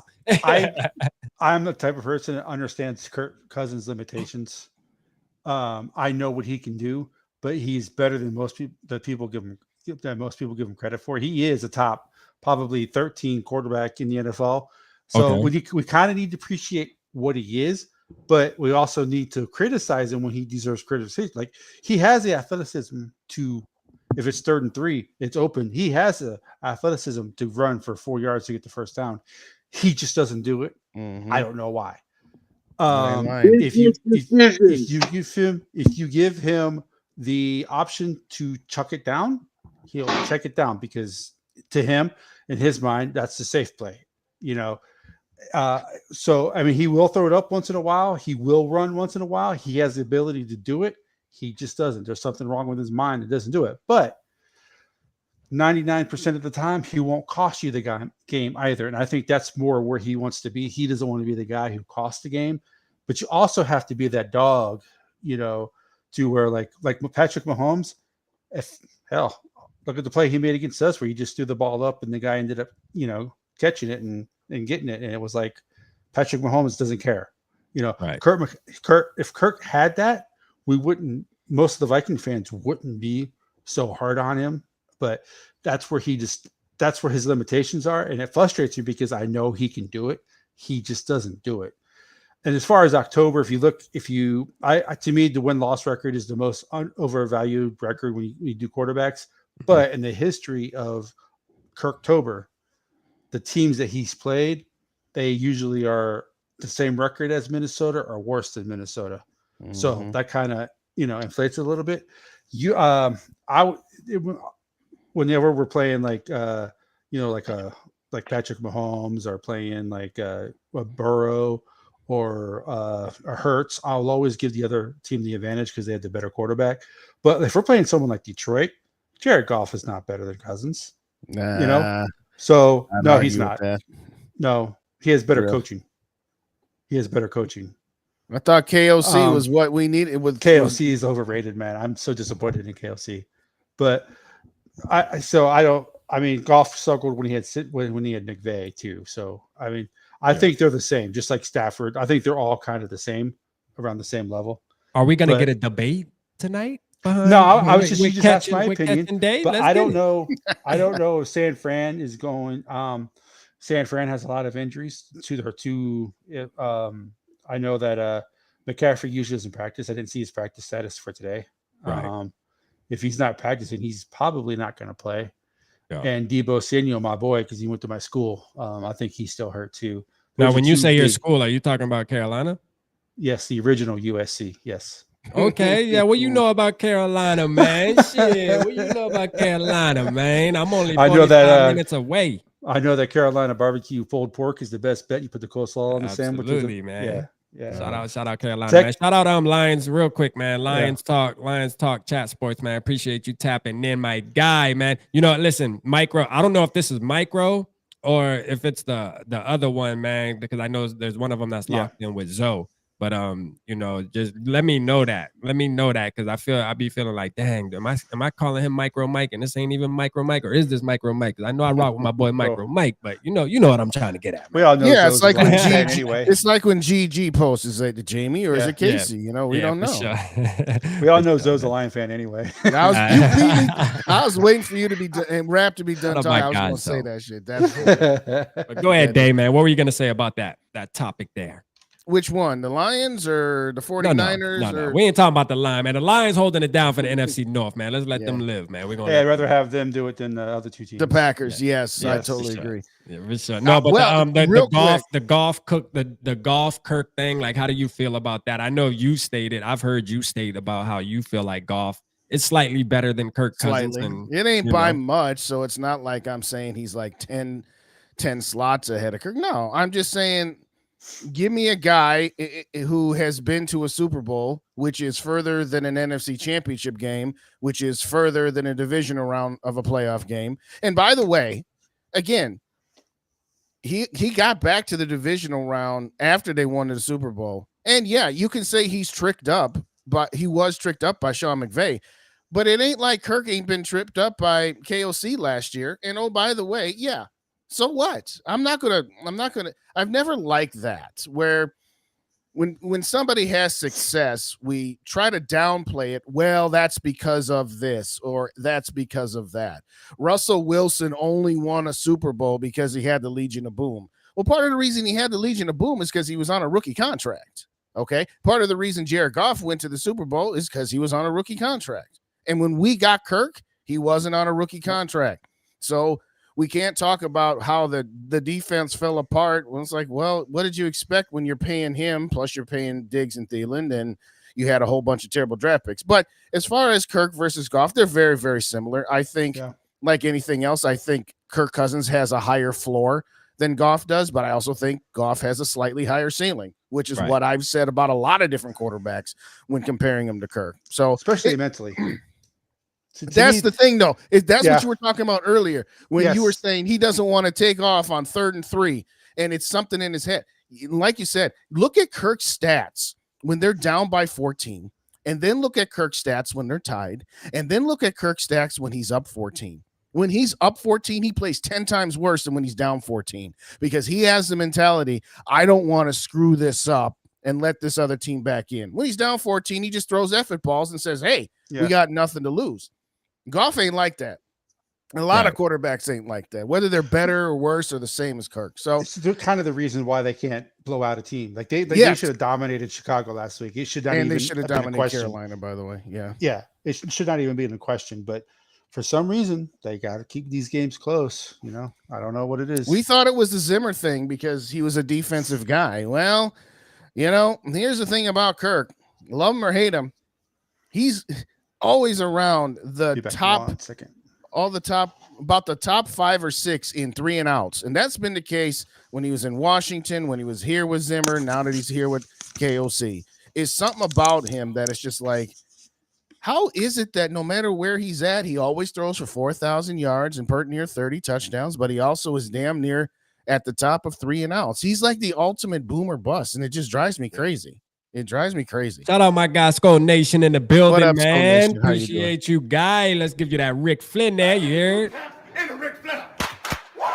All right, we got T.Y. back on. I keep saying, I'm so used to saying damn T.Y., man. God damn it. I know. I do like catch better though. That name actually. No, absolutely. Zoe calls me YT. So YT.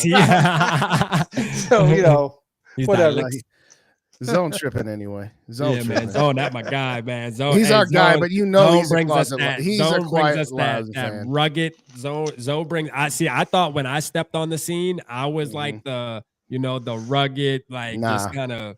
But no, Zoe knocks me out the damn. We gotta trade TJ Hawkinson for real. We gotta trade Kirk Cousins for real. My boy Zoe, Detroit to the bone, Gristle. I'm telling you. If there's a tornado or a natural disaster somewhere in the world, it's Kirk Cousins' fault, according to Zoe. But honestly, Catch, I'll say this. Yeah, I'm really not that far away from you when it comes to Kirk. I think he's good, not great. I think everybody believes he's good. I think right. Most. There's a small section of the haters that there's a couple of people who, no matter what happens, the Vikings will win. Well, Kirk Cousins didn't do anything for them to win. Mm-hmm. And if the Vikings lose, it's 1,000% Kirk Cousins' fault. Doesn't matter that there was 4 turnovers by everybody else. Mm-hmm. And then you have the other people where Kirk's a saint. They might as well like a Saint Kirk charm like they wear Saint Christopher. So, I mean, they're the exact opposite. Yeah. If they win, it was all Kirk, and if they lose, it was everybody else but Kirk. Yeah. And that's why I just want to be done with the experiment, because I'm so sick of the Civil War. Number one, because people like us are kind of in the middle where the haters are too far, the stands are too far, and it's just like, can we find something else to argue about? But the truth of the matter is, with that, regardless, whoever the next quarterback is, there's still going to be a civil war. I mean, True. I pay attention to, again, I know I repeat this all the time, but I pay attention to a lot of the other teams' podcasters and their communities too as well. Mm-hmm. And they're all fan bases are pretty much like, you got this group that hates their quarterback, this group's that defends them with every little thing. There's only a couple teams, and those teams are Cincinnati and Kansas City for the most part, that really just the Patriots, their whole fan base just kind of loves their quarterback. I think Teddy was probably the closest we had to where nobody hated him, and everybody liked him, and the people who didn't like him were like, "Hey, he's Teddy." Mm-hmm. But as soon as Teddy was gone, the Teddy, he was trash. He was never going to be nothing. And you still got people out there who are saying Case Keenum's better than Cousins. I'm not going to say he's better than Cousins. They each have one playoff win. So I won't say he's better than Cousins. All I will say he does have the dog in him, though. I do say yes. He was a. I'll say this. He was a better option than Cousins. I believe this is my opinion for the 2018 season. I felt like he would have been a better option due to the fact of what he proved. Because this is the thing too. When you look at that season that he put together in 2017, it wasn't like he just threw for 1,500 yards, 12 touchdowns, and 10 interceptions. No, he put up a season where he was up there with the top quarterbacks in the league. Like he threw for over what do you have? Like 3,600 plus yards, Something in there. 26 touchdowns, not that many picks. Like he was on top of us watching the games and showing that he was making plays happen when plays would break down, man. I watched the play. You guys probably remember where he ducks a sack. You know what I mean? Swings a guy off of his hips and throws it up to, I forget who he threw it up to. It might have been Diggs or Thielen or somebody, but a crucial down. It was like a third down. And, that could have been a change. That could have changed momentum in that game. But yet he made something happen. You know what I mean? And those are the things that I look at that Kirk would never do. Could you imagine Kirk ducking a sack and like slinging a guy off of his hips? Like, come on, man. That would be crazy to see. He has the ability to do it. That's the frustrating. But does he though? Yes. But does he? I mean, because I know does. people say that, but but I look at it like well, I've never seen it, so I don't have. He no has evidence. the ability, the athletic ability, and he has the intelligence to do it. He just doesn't do it. That's the frustrating part. Well, that's an issue then. You know what I mean? He decides not to do it. That's my issue. Right. For sure. Here, let me finish on Case real quick. Kirk Cousins is a better thrower, but Case Keenum is a better leader, so to speak. Right. Yes, Kirk Cousins' talent is superior to Case's. Absolutely. But so again, I will say that Kirk is the superior passer, but I'll say that Case was the better leader, and Case wasn't going to cost you as much, and you could have maybe still built. Now, again, in fairness to whoever the quarterback would have been, being that 2015 was the last time that Rick Spielman had a real good draft and not just his first round picks working out like Darisaw and JJ. Right. That would have been the case, no pun intended, no matter who the quarterback was, is that you didn't have any influx of young talent, young, cheap talent. So, well, to the point that I've made, I would have been cool with Case if Pat Shermer had not moved on. But anyway, here's the thing, though. Y'all think, Zimmer hated Cousins.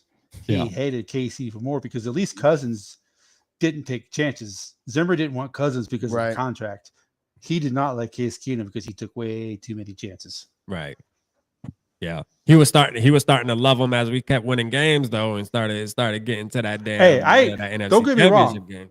I appreciate Case Keenum. I appreciate everything he did for us that season. That was one of my favorite. As a Vikings fan, that was probably one of the funnest seasons for me, man. Yeah, I'm not going to say I hate him. He sucked. Well, he is what he is. He's a career backup quarterback that had one fantastic year. So I appreciate everything he did. I really do, because if it wasn't for him, that season probably that season would have been lost because we were stuck with it injured as Bradford. Hey, man, shout out Norris, man. We appreciate you tonight, man. Thank you for everything you did tonight, Norris, man. I appreciate you, bro. The $20 for my daughter, you know what I'm saying, and all the donations you always do, man. Appreciate you, brother, man. We love you and can't wait to see you again, Norris, for sure. We do it like the rap. Come on now. Point at him. Point at it. Oh yeah, that's a fact. Y'all see that flag back there? Oh yeah, that's a fact. I'm working on You got to get a logo and get it to North Absolutely, man. Norris, man. Hey, for sure. Hey, man. my logo is the one that's on my little icon on YouTube. Yeah, right, man. Hey, you gotta. Well, we can't just say send it to North. North's gotta come on the channel and he gotta be rock. He do rock with your catch, but I'm just saying. You know what I mean? Oh no, I'm sure. No, Morpheus is at all the shows that I'm on. For sure, man. He'll get you right when the time's right. He gonna reach out to you. He'll reach out to you, man. He definitely one of them, man. For sure, man. Appreciate him. But yeah, man. So let's get into this game Monday night, man. Let's give the people that's in the building. Let's give them some predictions and just some thoughts on the game. I know Day had a show last night that was funny as hell. Especially I texted Dave today. I was like, man, that part about Kirk Cousins saying bench him and trade him and you don't give a damn what it makes the team look like, that was hilarious, man. I love that segment. But let's just talk about what we think about Monday night. What are the possibilities of winning? Let's talk about the positive of, as far as what can we do to win this football game. I mean, we've been beating our team down. I feel like for the past couple of weeks, man, and I do want to kind of switch it up a little bit towards the end of this show, man. So that we can get some positive vibes in here. But we'll start with you, Catch, man. What do you think? What do you think needs to happen? Like, what can you see realistically happening for the Vikings to be able to squeak out this win or maybe dominate a win? I don't know. Shit, let us know. Well, normally I would say they have the advantage of playing at home, but they sucked ass at home this year. Yeah. The Vikings every year, no matter how bad they are, even the seasons when they go 3-13, they always beat a team they have no business beating. And they haven't beaten the 49ers in a while. So and it's Monday night, everything's stacked against them. I think they have the mentality, it's us against the world. So I'm thinking that they're going to be the most motivated they've ever been. And if they win this game, the schedule softens up so much that in their mind, the coaching staff mind, that if we get this, we probably won't lose again until the break. That's probably the way that they're thinking. Yeah. And which for all of us who want a great quarterback, that's the worst thing that can happen. But I am never going to cheer for this team to lose. I am always going to cheer for them to win. And so I just have a feeling that right now I'm 70-30 thinking that they're going to get this. I don't know what the score is. It's definitely going to be low scoring because the three best offensive players are so far they're not going to be playing in this game with Deebo Samuel, CMC, and JJ. So the three best offensive players, and TJ can't catch a cold right now. So I hope, so it's definitely gonna be low scoring. I'm thinking 17-14, 17-12, 17-10, something like that is what I'm thinking. It's going to be a defense because the defense has been playing out of their mind this year. So, and Purdy, I don't know. I don't know about Purdy yet. Is it the system? Is he really that good? I guess we're going to find out if he's missing his two best offensive players. Yeah. But as of right now, I'm thinking because it's at home, I think it's going to be at the point to where I think they get this one. Now, as far as if they win next week, I have no idea. This team is so sorry, you know what I mean? Yeah. Jekyll and Hyde this season. It's so hard to figure out exactly what they're trying to do. I don't know. But I think it's definitely going to be low scoring. I think they get it. If they don't win, I think it's going to go the other way. It's going to be a blowout if they lose. So I'm surprised, man, that you have 70-30. Wow. Like, I mean, I know. Hey, look, I know you're a Vikings fan, Catch. Well, just because of the injuries. 70-30? Sheesh. Just because of the injuries. If it wasn't for the injuries the 49ers are having with their two best offensive players, it'd be 70-30 the other way. Now, real quick before you go, Day, I do got something that I got off of CG Ruthless when I did the show. Do we know that the 49ers haven't won at Vikings home field since 1992? So that's something we can throw out there. Hey, the 49ers haven't been able to beat the Vikings at home since 1992. And the record right now is 24, 26 and 1, or 23, 25 and 1. So it's really close. Our battle is actually closer than a lot of people think too. So yeah, that could be a thing because playing in San Francisco, if this game was in San Fran, yeah, I wouldn't even be picking. It's 70, be even more towards the 49ers. And if they had their starters, it'd be more like 99% like that the 49ers are going to win this game. I just think with the injuries and playing on the road, and it's a long week, and the Vikings are feeling good coming off the win. Right. That's the way I look at it. But I could be wrong. I've been wrong before. So, yep. But if they are wrong, we need to trade Daniil. Let's go. The floor is yours. They crack that next. I know you about to go in, man. Tell us how you feel. You're muted. That's right. I didn't want to hear what he had to say anyway. No, I'm just kidding. Yeah, we can't hear him. I don't know why the hell you mute. Make sure your mic set up on there. I don't know what the hell going on. But yeah, why he figures that out. You hear me? Why he figures that out. I mean, my thing is this. 70-30, man, that's pretty steep in my opinion, after watching this football team. I don't think we have 70% chance to beat any damn team at this moment, as far as I'm concerned. But I'm not knocking your take. I'm just saying, like, this team to me showed me, and I know I think Trent Williams is spinged up too. Yeah, Trent Williams, yes. And so there is some key factors that I get your point too with them having, because those are their key weapons that aren't going to be available. Let's see if you go ahead, talk. Yo. Yep. All right, you there. There you go. I don't know what you did. I didn't do nothing. All I did was go out and come back in, but whatever. It's okay. fine. I don't All know. right. Your tab might have been your tab on your browser might have been muted. That happens sometimes. Oh, okay. Yeah, could have been that. All right. But You yeah, know go what's ahead. funny? I've said this about 6 times in the last week and a half that I don't want to be negative, but we gotta I know. go there. You know what I'm saying? I am fighting the urge. I'm positive right now, but yeah, I need that though. I think here's the thing. In 1999, we started out 2-4, and then we put Jeff George in and went on an 8-2 run to get into the playoffs. And who was our first victory against?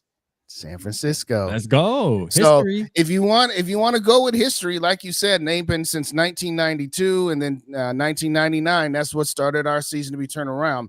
That's ultra optimistic. I'm not saying it's impossible, but I think part of where I'm at is this. I want my first choice is for the Vikings to win this game. Let me be clear. But my second choice isn't that we lose a close game. If we gonna lose, let's just get blown out. Because you're right. And I said this on the podcast that's going to debut on First and Skull tomorrow, this is the tipping point of your season. You've got no more margin for error. And I know some are going to say, well, even if we lose to San Francisco and start out 2-5, we got 5 straight games against, teams we can beat. We won 2 games against Carolina and Chicago and barely beat them and didn't even bother to blow them out like Detroit did. What in the hell evidence is there that we're going to win 5 straight games? And you know what? Them 5 opponents are saying we got a good game coming up against the Vikings that we could probably count down as a win. As their podcasters are saying. Right. So, I mean, yeah, if they pulled out this victory, all right, you finally shown something. You beat San Francisco. That's a tier and a half above Chicago and Carolina. So, yeah, if you show me something by beating them, then yeah, okay. Then no, I'm not trading away players. I say let's go for it. But if they get mollywopped, as we say, that's where you got to just sell off your players and just say, hey, this season's done. And we need to look at the future. Short-term pains for long-term gains, as I've said a million times on my show. It's not that I'm looking forward to a bad season, but it's one of those I'm willing to endure it if that means we get closer to rebuilding our roster that can be Super Bowl competitive. I saw a show tonight, and I won't name the name. And guys like, now the Vikings are still a competitive team. We just got to stop the turnovers. We can be competitive. I'm like, competitive for what? And he's like, well, for the wild card, we can still get in. I'm like, why the hell you want to be the 7th seed to get bounced in the first round? And Speaking of San Francisco, go ahead. No, I was going to say in 1999 when Jeff George took over, they lost in the first round of the playoffs that year as well. No, they did win the wild card game against Dallas, but then lost to the greatest show on turf in the divisional round. But even then, so what? Oh wait, what I was just going to say is, speaking of when you said if we go into San Francisco, if we had somehow beaten the Giants, let's say Kirk doesn't throw short of the sticks, and we beat San Francisco, the Giants, we would have got mollywopped by San Francisco. Let's all agree to that. Let's all not call it for what it is. Right. Can they win this game? Yeah, they can. How they're going to do it? They need to win time of possession. I've been preaching that for the last 4 weeks. They bottom 5 in time of possession. You're not going to beat a good team. You want to know 40 minutes and we got it 20 minutes. That ain't going to happen. I agree. And you want to know the thing you have to do to beat a team like the 49ers is something that we're just haven't shown to be good at, since the season has been underway. And that's exactly what the Browns did, running the football and playing good defense. Now, yeah, you could say our defense for sure has been playing pretty decent, right? But I ask myself, when we play the teams that are playoff contenders, right? Is our defense really playing that good? Like, I mean, we're not really getting turnovers like that. We had the one random turnover against the Eagles with your boy Jackson, right? And I haven't seen him hit the field since. You know what I mean? Like, he gets a great pick, makes a great read, and not on the field anymore for some reason. I don't know. He's not hurt or anything, is he? Am I missing something there? I don't know. I think, between Harrison Smith, Cam Bynum, and Josh Metellus, that he's just got 3 really good guys ahead of him. So right. Yeah. But he got in because Metellus got hurt, if I recall correctly. Right. And I look at that game. I also I look at the Eagles game. I look at the Chiefs game. Now the Chiefs, I gotta say, we hung in there, right? Our defense did probably what we would want them to do going up against a team like the Chiefs. Like you want to just keep your team, keep your offense in striking range to be able to win this game, because we supposedly supposed to lean on our offense. That's what I don't like, man, is we have a 12-year veteran at quarterback. But when I wake up on Sunday mornings and Monday mornings, I do not feel, I said this at the beginning of the show tonight, I shouldn't have to feel like, is my guy going to show up tonight, or we need him to show up? You know, like Chiefs fans, Bengals fans. I mean, there's a, you know, Buffalo, which, you know, Josh Allen had his woes last year. There is some people that overhype Josh Allen because he does tend to make mistakes, especially last year at the end of games. He'll throw that interception. I mean, he gave us one. You know, he gave us a nice little gift last year when we beat them, right? Patrick Peterson in the end zone. So he does have his woes, but majority of the time, though, he's a baller. We know that, right? But it's just like they don't have to wake up and worry about the quarterback. They're worried about everybody else stepping up like, all right, we need this person. They know that their general is going to hold it down. I feel like as Vikings fans, we always have to consider, okay, is Kirk going to be able to show up tonight, today? Is he going to be in his zone, or are we going to get the scary, you know, in the shell guy? And I this year, yes. Last year, no. Yeah. But this year, yes. By the way, 99, I forgot that was the 11-6 championship game where Bert Emanuel didn't catch the ball, but they threw it to him. Even though he did. Yeah. I forgot about that. But yeah, that's why I think the defense really has, even against the good teams this year, they just got tired against the Eagles because that defense beat the Vikings offense up so much that they were constantly on the field. So they did play well against the Eagles. They did play well against the Chiefs. They really have not really had a bad game yet this year. The issue with this team this year has been the offense, which is mind-boggling because all we heard all season, this is Kirk Cousins' first ever season back-to-back with the same offensive coordinator and in the same offense. He's gone. The offense has gone backwards. Yes. I don't know if it's because the league's figured out KOC. Probably. I don't know. Kirk being falling off. I mean, Dave from First and Skull said he is 35. So 35 is about when quarterbacks hit the age cliff. I mean, you can't look at Tom Brady, Drew Brees, and Aaron Rodgers and think that everybody's going to be like that. They're the outliers. Right. So, but Rap to your fell off. Yeah, Rap, to your point about having to wonder if Kirk is, that's kind of like when you say no teams are scared of Kirk. That's kind of the same thing. You know what I mean? Yeah. It's like, who do you fear on the Vikings? Justin Jefferson? Yeah, exactly. Justin Jefferson. Danielle Hunter. Yeah, Danielle Hunter. Harrison Smith. Yeah. Yep. Yep. It's like our 12-year veteran, though, that's making a crazy amount of money. And again, people say, and shout out to Dave for putting the money in the context, man. When people say, well, he's not getting paid that much money. Listen, bro, we owe this man so much damn more money, even if he ain't going to be on the team next year. Like that counts. You feel me? Like for people to think that money doesn't exist, it exists. You know what I mean? So, it's there. You feel for reference point, for you people who don't know, if the Vikings get rid of Davenport, Kirk Cousins, and Danielle Hunter, if those three guys are not on the team next year, it's $58.3 million in dead cap space that the Vikings have. Now, the weirdest, the fear is for them to save some of that cap money is to re-sign Cousins, because then 10 million of that comes off. Right. A lot of people out there think that that's what the Vikings are going to do, so they save some cap money. Yeah, I don't think Kirk Cousins is going to sign a 1-year contract. I think he wants more than that, which is good for the Vikings if you don't, the people who don't want Kirk Cousins to resign. Right. But so those three players, like Davenport, is like $13 million. Why? That was like one of the worst contracts they signed. You know, and they only gave him 6.5 on the cap this year. That's why, to your point, he's got a whole bunch. And then Hunter, to be clear, if they re-sign Hunter, that also goes down. Right. To be clear, we don't owe him any more money. We just owe against the salary cap. He's got all $885 million, but we've only paid $155 million on our salary cap with accounting tricks and void years. But that's to your whole point is, Kirk Cousins' cap hit is only $20 million this year. Well, yeah, because you moved 28 of it to a year. He's not even here.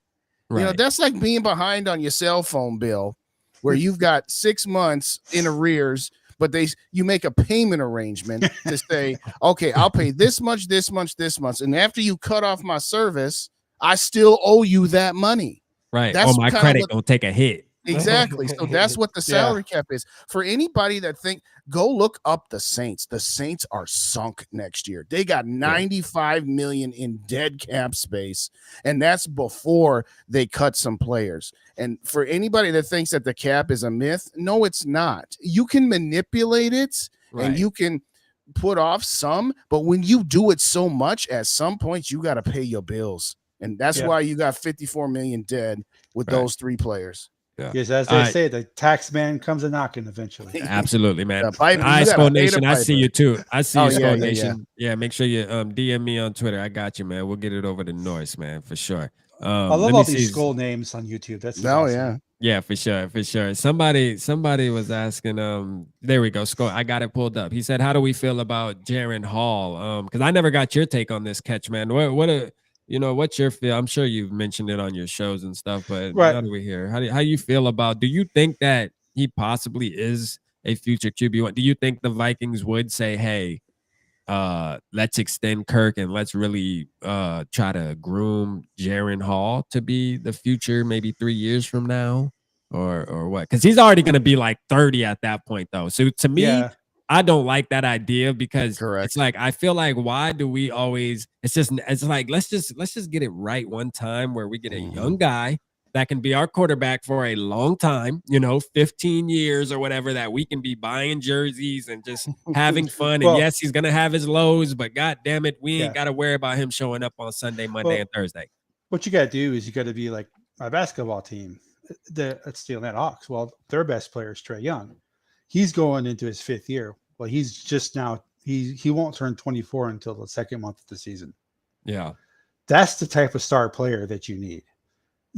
So why he's young, obviously 19 is too young for the NFL. Obviously, we all get that, but you get the point. Yeah.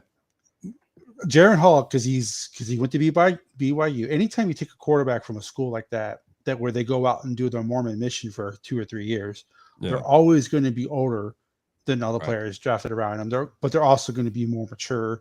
They're also going to be more worldly. They understand the world a little bit better. So they're not going to ever get you in trouble. You're not going to hear them on a police blogger. So there's that. But if he had the talent to be the day one starter and be a franchise quarterback, granted, scouts miss, they do. I think he's a great number 2 and a good solid spot starter for 2 or 3 games. But the problem is the guy in front of him never misses a game. So we'll never know until they get rid of Cousins. And if they keep Jaren Hall, and that goes to the point that we need to just get rid of. The only way we're going to be able to see if we can even get it right of picking a quarterback is to get rid of Cousins. I like That's him. The only way. I do like him. Yeah, I like him too. I mean, we can't make any determinations. My guy, Mike, has already said, I've seen enough of Jaren Hall to know he's never going to be anything. I'm like, you can't say that. That would be like on the opposite side saying, I've seen enough of Jaren Hall where he's my week 1 starter in 2024. But I do got to say this, though. We've seen enough of Kellen Mond. I mean, we kind of did know for 3 games. Absolutely. I've seen him play. I mean, to your point, Rap, about my show last night, and if you all didn't see it, go over to Purple and Go for Days after the show or first thing tomorrow morning. If you lose this game to San Francisco and you're 2-5, I've already said sell Danielle Hunter, sell Harrison Smith, KJ Osborne, whoever's not going to be back next year. And if Kirk says, get rid of his contract, if Kirk says no, I'm not going to waive my no trade clause. Fine, you riding the bench. We playing Jaren Hall for the last 10 games to see what we got, and I don't care how that looks. I don't care. Oh, that's you can't do that to Kirk. Yeah, you can. It's more important than the name on the front of the jersey than the name on the back. I do not care. I care about the long-term viability for this team, and Kirk ain't in it. Now, Justin, was that your show? I can't remember. They talked about how almost everybody is calling the Vikings for Danielle Hunter and how they can get a lot for him. but they're also going to sell him very high. Was that your show or was that? Well, it was reported last Saturday, so a week ago, it was reported that teams were calling the Vikings about Hunter, Osborne, and Harrison Smith. Yeah. Now, whether that's true or whether that's information being fed by the Vikings to try to stir up interest, who knows? But to me, again, if you win, that's why I call it the tipping point. If you win, then keep going. Go beat Green Bay. Well, go beat Green Bay regardless, whether you win or lose. We always say go beat Green Bay. But if you lose, then there's nothing to be gained by keeping these players that you know are not going to be on your roster next year. Because, we can luck our way into 7 wins. Big bleeping deal. I don't care about being mediocre. And that's all the Vikings would be is mediocre. So if that's all you're going to be, then you might as well get rid of these players, get some draft picks that you can use. And, oh, by the way, see what the younger – and it's not just Jaron Hall we're talking about. If you get rid of Harrison Smith, just put Lewis Seen out there and sink or swim. I know T-Bass loves to talk about Lewis Seen, okay? Right. He liked ripping Lewis Seen more than ripping Kirk Cousins, okay? I heard T-Bass go, Lewis, I ain't seen him. Lewis, I ain't seen him. That's why I love T-Bass. That's why I love T-Bass. I just see something on Instagram randomly when I just logged into it, and it says PFF did this as a trade offer for Danielle Hunter as we're speaking about this. Vikings to the Jaguars. Vikings trade Danielle Hunter to the Jaguars. This is blasphemy. For a 2024 4th round pick and a 2025 3rd round pick and a hell no. That's why PFF sucks. Yeah, that's garbage. PFF just come sucks. On, they're one of the worst. They're one of the worst sites out there. I mean, I pretty much disagree with like 90% of what PFF says. Yeah, they do got some weird stuff going on. Here's the thing. Jacksonville would be the first team that I would try to peddle him to. And I said this a couple times last night and on my podcast. Think about the Jacksonville Jaguars. Right now, they're chasing Kansas City, Buffalo, and we figure maybe Cincinnati will get something figured out, right? But after that, while the AFC is pretty stacked, the Jets ain't nothing. Well, okay, Miami. We got to throw Miami in the mix too. But okay, so those 4 teams and then Jacksonville's sitting in the 5 hole. You put Danielle Hunter on that team. They can compete with anybody outside of maybe but think about Jacksonville against Miami. You know, Miami's going to run a track meet on them. You put Danielle Hunter to chase Tua Tagovailoa around, they got a really good shot of running the AFC. At least at minimum to the division, if not the AFC championship game. So they should be saying, here, Vikings, we'll give you a 2nd round pick, conditional 1st round if we get to such and such point in the playoffs. But no, a 4th round pick and a 3rd round pick, hell no. Hey, but that would be a great move for the Jaguars. Adding a player like Danielle Hunter, like you said. I think they are set up right now. Trevor Lawrence is definitely coming around now. Yeah. Like Trevor Lawrence is starting to look like the Trevor Lawrence that everybody expected him to be. And I think if he would have had Doug Peterson from the get-go, he probably would have been Urban Meyer right off the rip. You know, he kind of being part of that system. And again, this goes back to what we were talking about with Case Keenum and the Kirk situation too, real quick, is about the system. I'm a firm believer in sometimes the system takes over the talent, and it's if you got the right players in the right system and it meshes together right, you win a lot of football games. I just think there was a formula there that worked out that when you tried to bring Kirk in and run the same formula that you ran with Case Keenum, it just happened to fail. And yes, some of it can be, coaches and changing offensive words, the scheme and stuff like that. But I'm telling you right now, man, that's why when you have something good, you try to keep it. I'm a firm believer in that. If it's working, like you made it to the NFC Championship game, bro. Like what else obviously what else you want? Yeah, a Super Bowl, but God damn it, if you made it that far, why not run that back at least one more time? Let's try this thing at least one more time. But, again, hey, just get off of that. I think Danielle Hunter to the Jaguars would be a good Kirk for 4 years. So. And we've been running it back for 4 years. Where you get 4 years from? It's been longer than that. This is his 6th season. So they've been running it. The first year's not running it back. Yeah. Well, I'm not going to knock the Vikings for signing Kirk Cousins because he was the best quarterback at the time. Absolutely. You can kill them all you want for re-signing him. That's exactly what I've been saying, Catch. Yeah. And then Urban Meyer, he's just a piece of crap human being, just in general. Yes, Just, along he's with the dog coach, shit, he's just a is piece what of he crap is. human being. Absolutely. And the San Francisco, it's the system. But yeah, no, it's I never liked PFF. You've probably heard me say it before. I know No, Justin has. they're so dumb. The way they do the ratings, they know what the play call is, but they don't know the responsibilities of the players on that play call. They don't know what the offensive linemen are supposed to do. They don't know the receivers' routes. If the receiver's supposed to run a post or a cross, or if it's an improvised route to where if the safety's doing this, you do this route. They don't know any of that. They just go by what what the play is and how they see the play call. So that's why I don't put much stock on it. There's another analytics site out there that does a little bit better job, and their numbers are way different than PFS. I can't remember the name of it right now, but yeah, Kwesi should be fired, tarred and feathered in a public square if he does that trade for Danielle Hunter. That's crazy, man. The question if we'll win on Monday Night Football, it's literally 50-50. It's literally 50. I think it's because of the injuries, and it's at home. I think if this was on but the road, I saw again. And you brought up the injuries, but I also look at the Vikings. We're literally missing, our most important player as far as I'm concerned, in Justin Jefferson.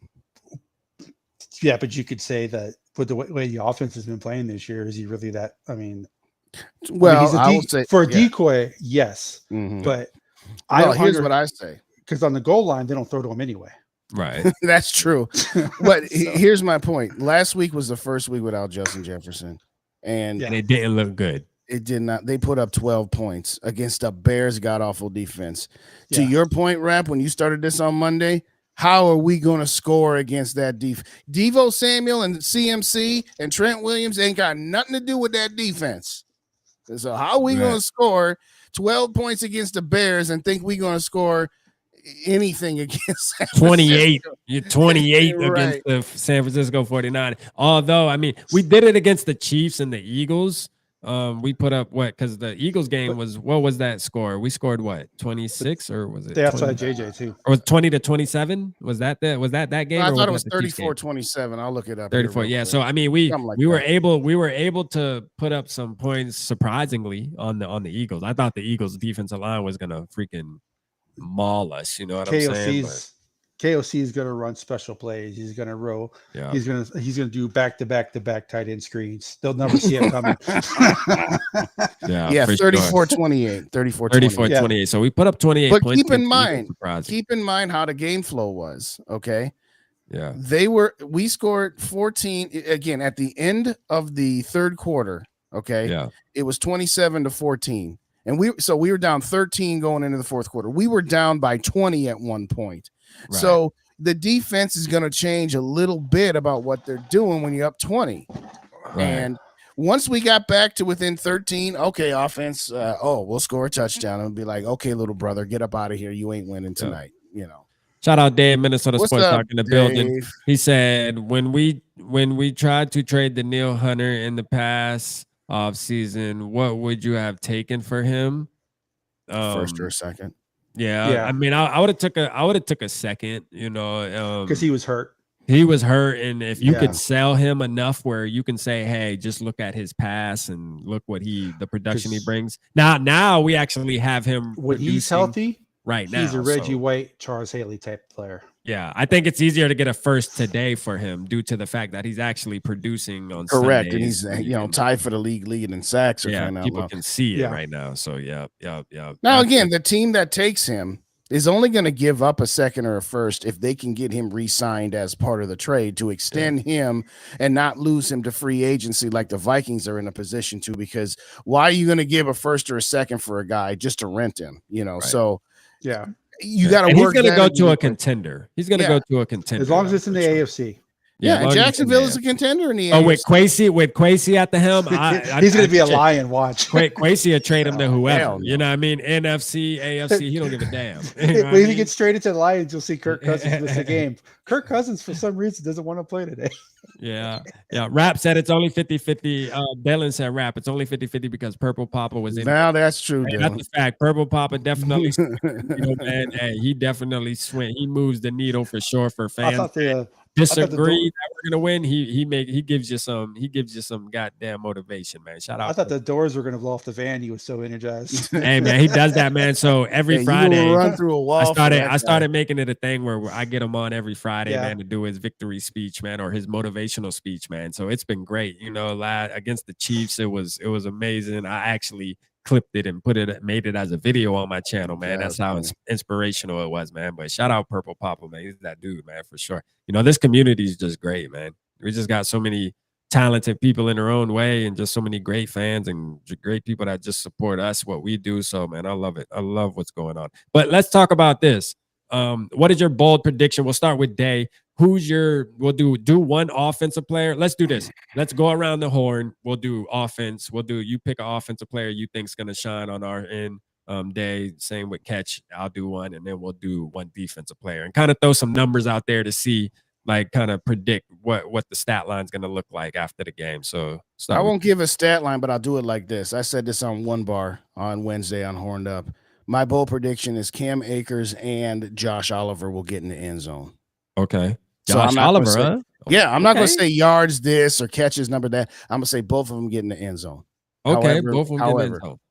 Got you. Okay. And, you know, speaking of that really quick, Cam Akers, man, at the beginning of the show, a ton of people were voting Cam Akers needs to be the starter. And you know, I went back this week. So this week, I kind of locked in. I watched a bunch of Drake May film because I wanted to look at Drake May once I saw that article come out saying that he's a good fit for the Minnesota Vikings, which I 100% agree. And we can talk about that after this too, if y'all want, if you want to just touch on him really quick. But yeah, Drake May to me seems like a great fit. I was watching this film, but I also was watching, you know, Vikings film as well. And the holes that Alexander Mattison, I figured out what it is. He lacks vision. Okay.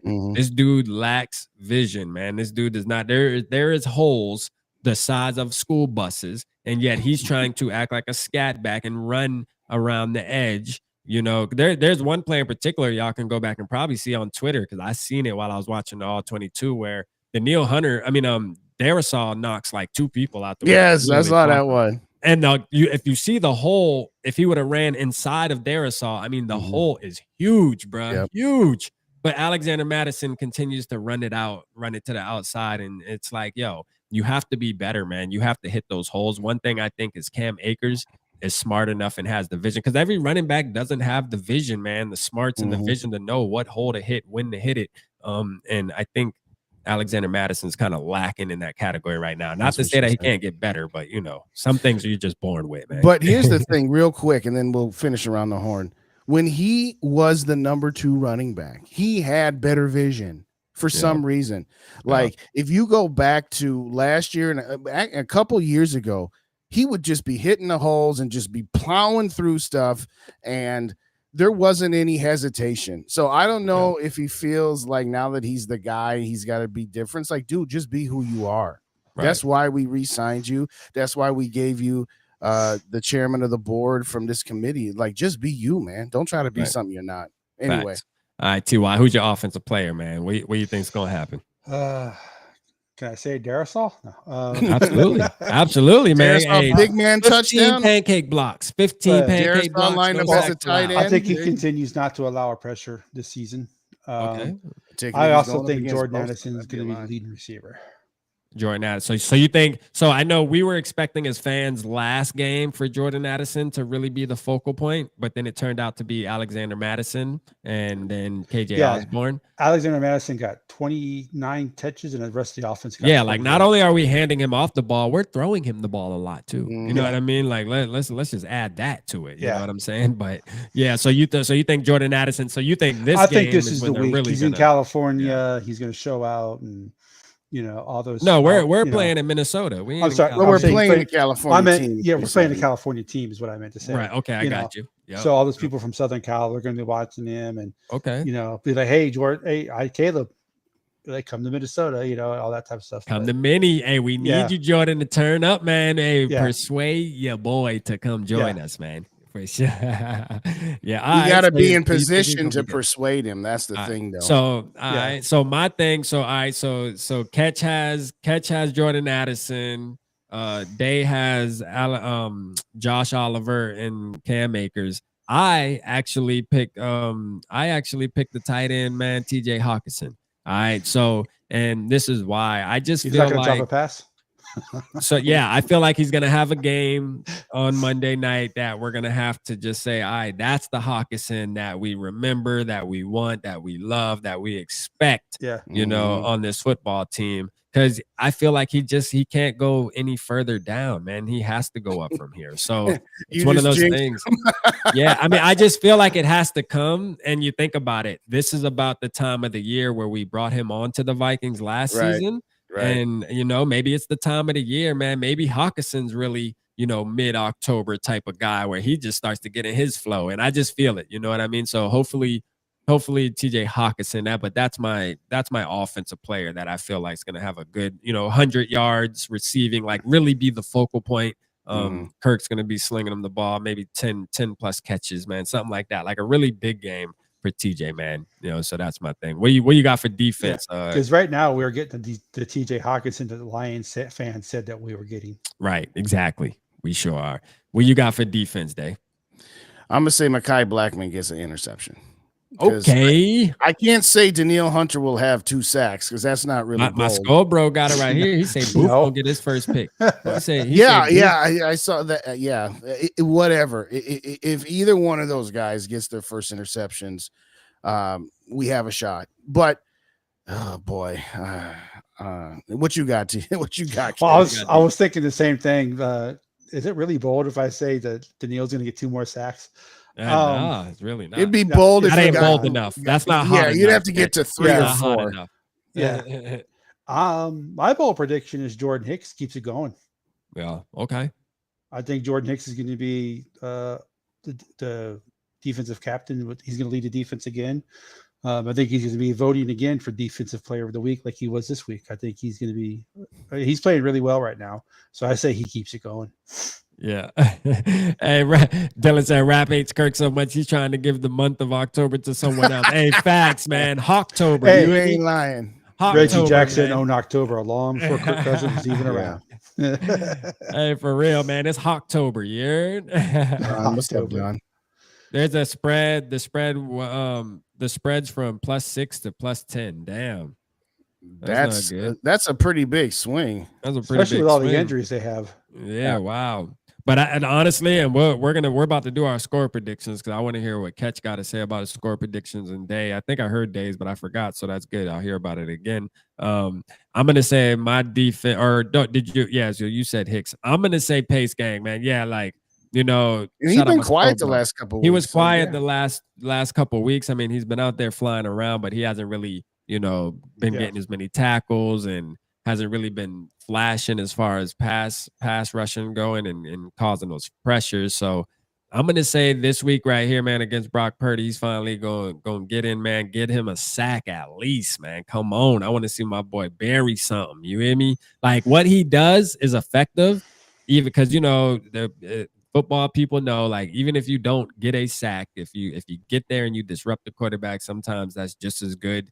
You know, because you're knocking the quarterback off rhythm and just causing havoc. So I do believe that Pace is gonna start getting back into the flow because the past couple of weeks, like Day stated, man, he's been kind of under the radar. But I think he's gonna bounce back this week right here, man, and make us fall back in love, which I'm in love with him regardless. But yeah, man, we'll start talking about him again. So that's my guy on defense, man. I want him to hit the 49ers so hard that their family feels it in the stands. Yeah. No chance Vikings win. Because he's the only one of the Vikings who has that physicality so far. The 49ers will definitely, the one thing the 49ers are is physical. So we need to have a Viking who reciprocates that physicality. And I think Pace is a great start with that. Absolutely, man. Agallo, I ain't gonna mess your name up. He said no chance Vikings win. All the money is on the 49ers when it's the 6-point spread. Yay. That's true. I mean, and we'll get into our score predictions now. Let's start with you, Catch, man. What you got for the score prediction, man? What you got this game turning out to be? Well, like I said earlier, I think it's going to be, if the Vikings win, it's going to be a defensive struggle. I'm thinking 18-12, 18-13, 19, something like that. Okay. But if the Vikings lose, it could be the Dallas game of last year. I've been saying that before, that if they lose this game, this could be the Dallas game from last year. Not that they come out flat. It's just because last year, I don't know if you guys remember that the Vikings had the preseason scrimmages with the 49ers. Right. Kevin O'Connell complained about how physical they were in this practice. It's because this team is so that's the fear that if the Vikings don't win, the 49ers are going to be like, oh, so you thought we were physical in practice. Let's show you how physical we are in games. So that's, if they lose, I think it's going to be big, but if they win, I think it's going to be close. And me and Dave talked about that kind of behind the scenes where we said, listen, and shout out to NFL fans. Appreciate you tapping in tonight. We're going to give you the horn, man, for representing the Vikings tonight and coming over here and showing love. Appreciate you for sure.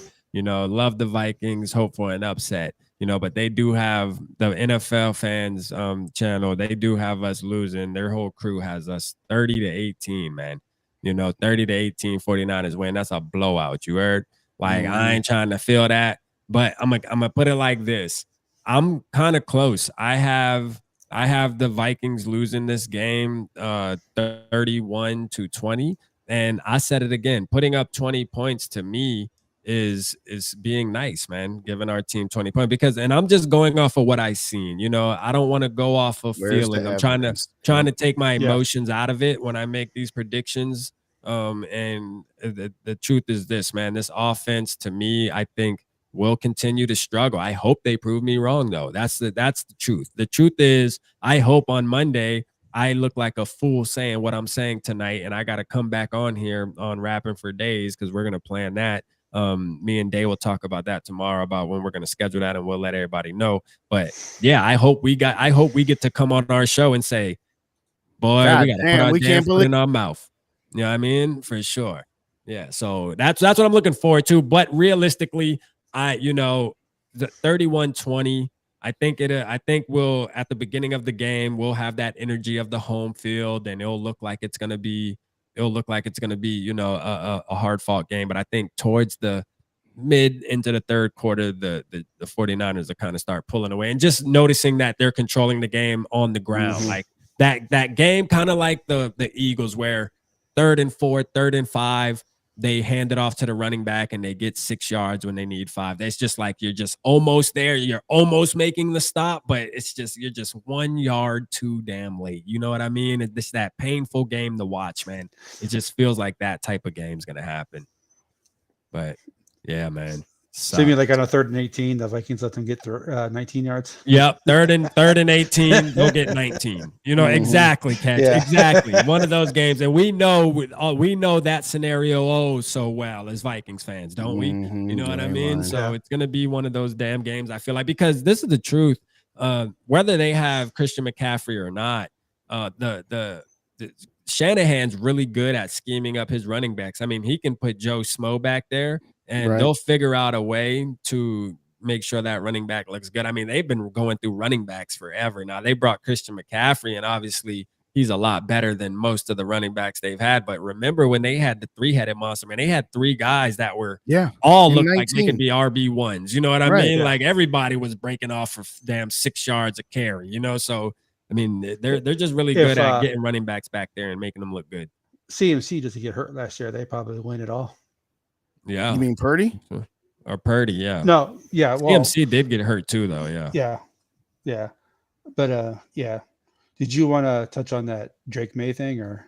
Yeah, we could touch on it real quick and then we can. I'd take him. As of right now, Caleb Williams has moved down because of his. Yeah. He keeps putting his Notre Dame in his mouth. Yeah. Well, the Notre Dame game. Plus, sitting there saying that he's not going to get drafted. He wants to go to a team that when he gets drafted, he wants part ownership. I mean, come on. Oh yeah. Yeah. I mean, that's to me. It's like, dude, his head is so big right now. He can't walk through the damn door. Yeah. You got to be humble, man. Well, they said Aaron Rodgers tried to do that with the Jets too. That was like something. But he's a veteran though. He's been in the Right. league. He's an MVP. He's not just a guy Kirk coming out needs of to go. college wanting that. But there's You a know? lot of people. There's a lot of new people tapping in the building right now, Yeah. man. And I appreciate all y'all for sure. Yeah. And a lot of people are talking about trading off assets. Kirk's trash. Like, appreciate y'all, man. Welcome to Hey, Purple Gang. I man. put my Definitely will channel say- and Catch's channel in the chat. Yeah. With everything you guys are saying right now, y'all got to get on board to our channels, because I tell you right now, you be in a really nice spot. Yeah. Shout out Okay. to everybody. I was just gonna say, shout out to Sarah, shout out to William. Yeah. Sarah, here's what I'm gonna say. Put Sarah's comment back. Sarah up there. made an appearance on our show. Oh, did she? Okay. Yeah, the post That's game a show. different Sarah. Shout out Laura. Laura, different Sarah. there you Okay. go. We can't win with him Samuel. making 40 million. You made all of us. Hey, Oh, yeah, shout it out, shout out to you. I can't Laura. see the Oh, chat, so I don't know. But Oh, Laura, sorry. I love the women. I love the women talking Absolutely. football, man. You know, talking that football. Y'all know more than some of these dudes out here, man. I'm gonna tell you Mhm. that right now, man. Shout out to y'all ladies out here making talking that talk. You hear me? Kirk is league average. Damn, bro. Why There do you I go. feel like it's just going crazy right now? Did somebody like send out a message saying, somebody hey, picking out the bat signal. hey, Purple Gang's live right now. You know he about to start a curve over there. Go tap in real quick. Hey, y'all, put it in the chat. You vouch for us. You vouch for me. You vouch for Catch. And say, come on over. Let's go. Come Yeah, on but go over, ahead. I let's got go. Sarah's chat up there. What were you gonna say about? I was just gonna say, this is what I said on my Monday show. Yeah. For all of these people that think, oh, well, even if we lose to San Francisco, we can go on a run and beat Green Bay and Atlanta, and we can go 5-0 in that stretch. Okay, here's the thing.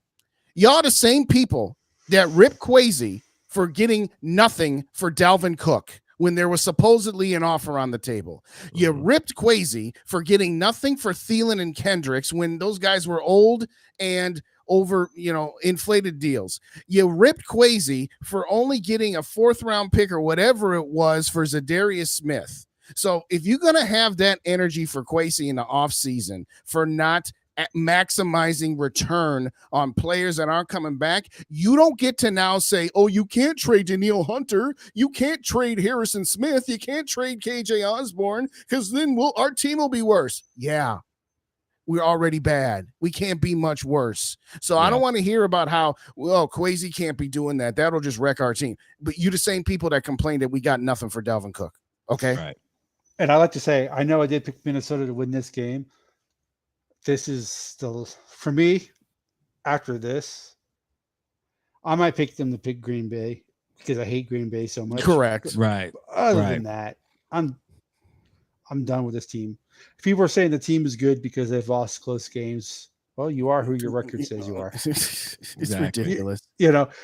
This, as someone who's watched the Vikings for a long time, this to me has Leslie Frazier's last season vibe to it. Yeah, it does. You totally right. It does. Shout out Mac, man, with a good point, man. I think Kirk's arm power is definitely going down too, man. Yeah. I think it looks like his throwing power isn't the same for sure. Like, Shout out Sarah.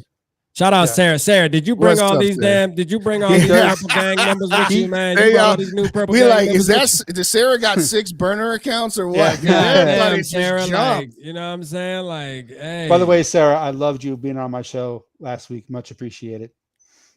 Yeah, for sure, man. Shout out to you, man. Shout out Todd in the building. What's up, all Todd? the new ones, man. Mac Attack. I know Mac Attack. I've seen you before, but yeah, man, we got a bunch of new people in the building, man. Fat Lips Jr. Kirk is league average. That's a hell of a Yeah, name. fact. That But this is thing awesome, turning dude. into a curb stomp without even having to turn into a curb stomp. You hear me? Ronald said Kirk's throw power is scaring me, especially since he's 36. We need to draft a quarterback. Well, that's the another fact. thing. He may not miss a game, but he gets beat up, especially last year. So I Yeah. can see you only have so many throws in your arm. So We are I not mean, even the best worst team. I was about to say Drop drop shot. That's the line of the night. Vikings never have been the best worst team. Yeah, Once Yeah. 1968 was the He's Matt. Kirk won't make 40 million next year. He's Matt Ryan with no Super Bowl trip. Throw power is gone. Damn, what's up with all the throw power shots tonight? Hey, I'm gonna be because paying that's attention what to it that throw is. power. He's just a touch behind, and he just doesn't have.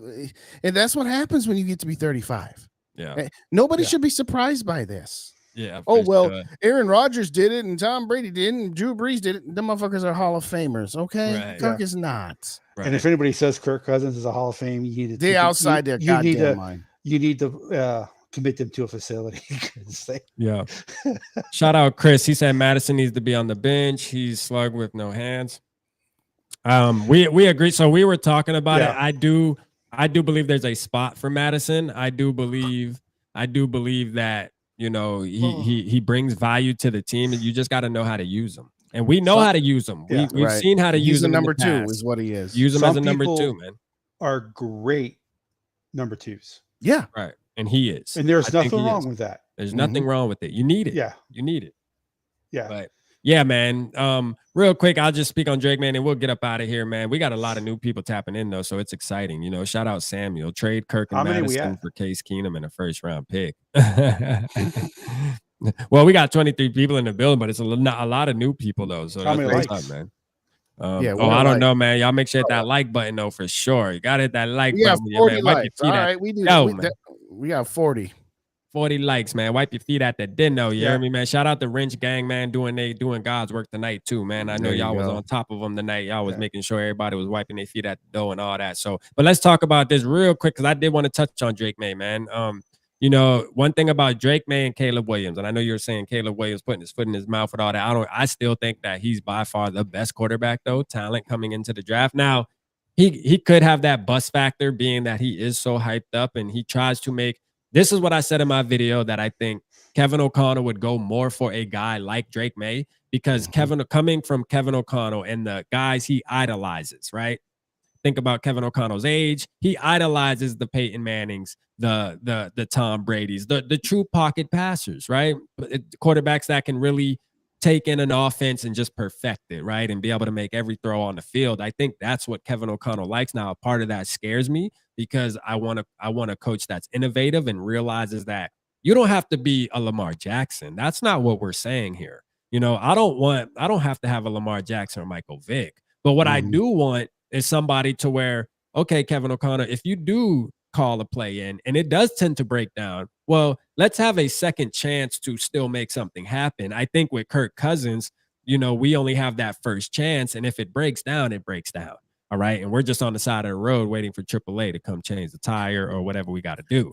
To where you have these other guys like a Drake May. I think he's the type where he is throw first. He's very smart. I was breaking down his film for 3 days. So I watched plenty of film, man, over 2 hours of it, just breaking down film on him, just kind of seeing the good, the bad, and the ugly, and the great. You know what I mean? And I know a lot of people were saying he's a check down guy. Well, what I noticed is North Carolina runs an offense where they want to get their players the ball in space. Like, they just have faith in, you know, get the ball out quick. Let our playmakers make plays. That's what they're here for. And not every college runs that offense, but Carolina just happens to run that offense. So I think we're overthinking he checks down a lot, because when he does throw it downfield, the man got a damn rocket. You hear me? It's on the money. So I saw it firsthand the first week of the college football season when they played my boys. So I like that. And I think going back to Kevin O'Connell, I just think Drake May fits more of his mold rather than a guy like Caleb Williams, who's super hype and, you know, tries to make magic happen and does make magic happen, but tends to do it a lot more than what Kevin O'Connell probably would like. Kevin O'Connell's probably would be more like, let me get a guy that can dissect my playbook, run it to perfection, and if things do break down, okay, he can make things happen. You know, that's what I like. So, I mean, how do you feel? How do you feel, Dave? I know you say you just like him, but have you?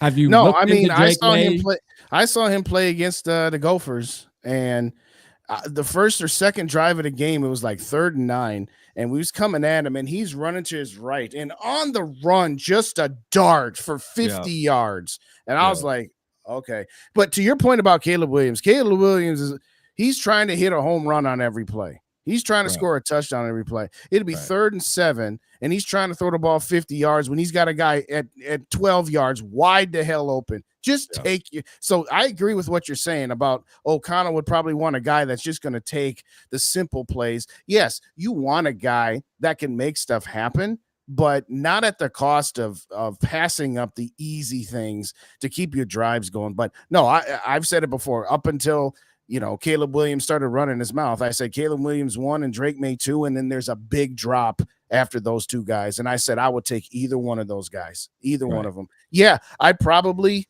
you know, I'm trying not to just go which way the wind is blowing and to say, all right, I'm gonna drop Caleb to 2 and move Drake up to 1 because of this, you know, him being an immature kid.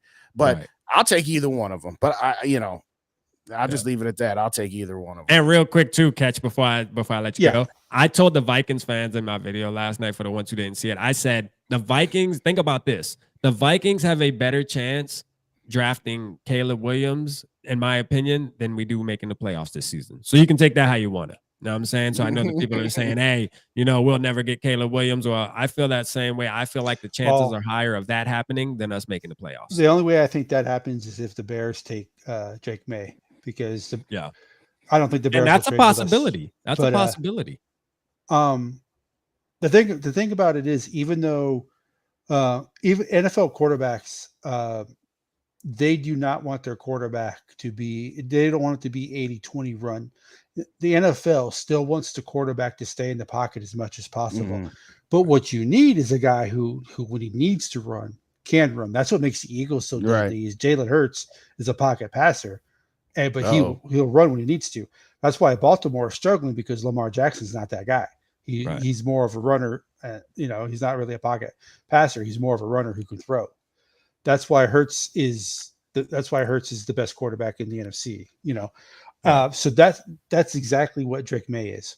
Drake May is a guy who will stand in the pocket. He'll do his reads. If he gets under pressure, he'll do a little shimmy shake shoulder. He'll get out of the way and he'll run. If it's third and 3 and he's got a hole, he won't look for his receiver. He'll go ahead and run, and then he'll get past the first down marker, and then he'll get down to the ground, play the next play. Same like Justin Herbert. That's another one. Keep the drive alive. Yeah, keep the drive alive. And he will go for the home run, but like Justin said, he doesn't go for the home run every play.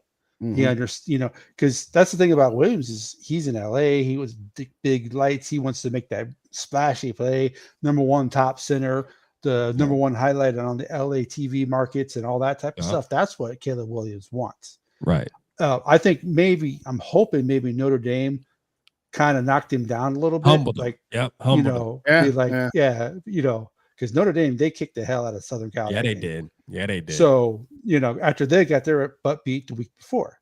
So, like I said, he's an immature kid. I'm sure he'll grow up. So I'm not going to knock him too much for putting his foot in his mouth, because, who didn't when we were that age? Right. Right. Hey, put a pause real quick, Ray. So, Paul. About 2 minutes ago, Paul Texiera.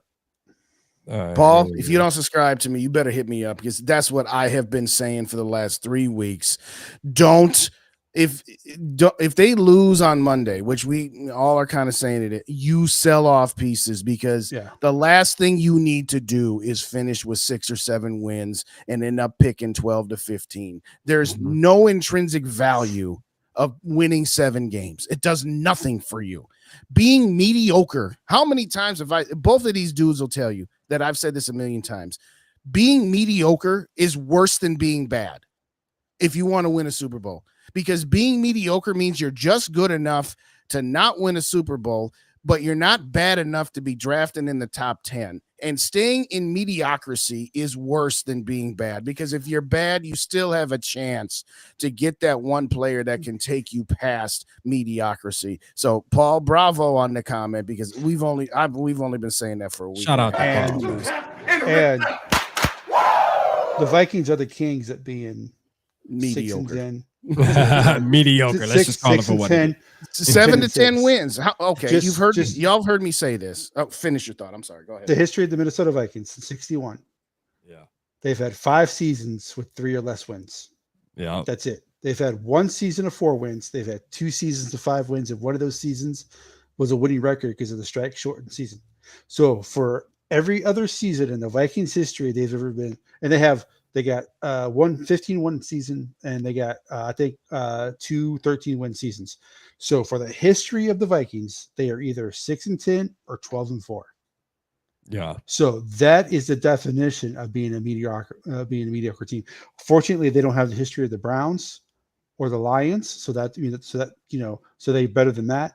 But someone asked the other day, would you rather be the Bucks, who have the worst winning percentage of all time, but they got 2 rings? Right. Yep. That's a fact.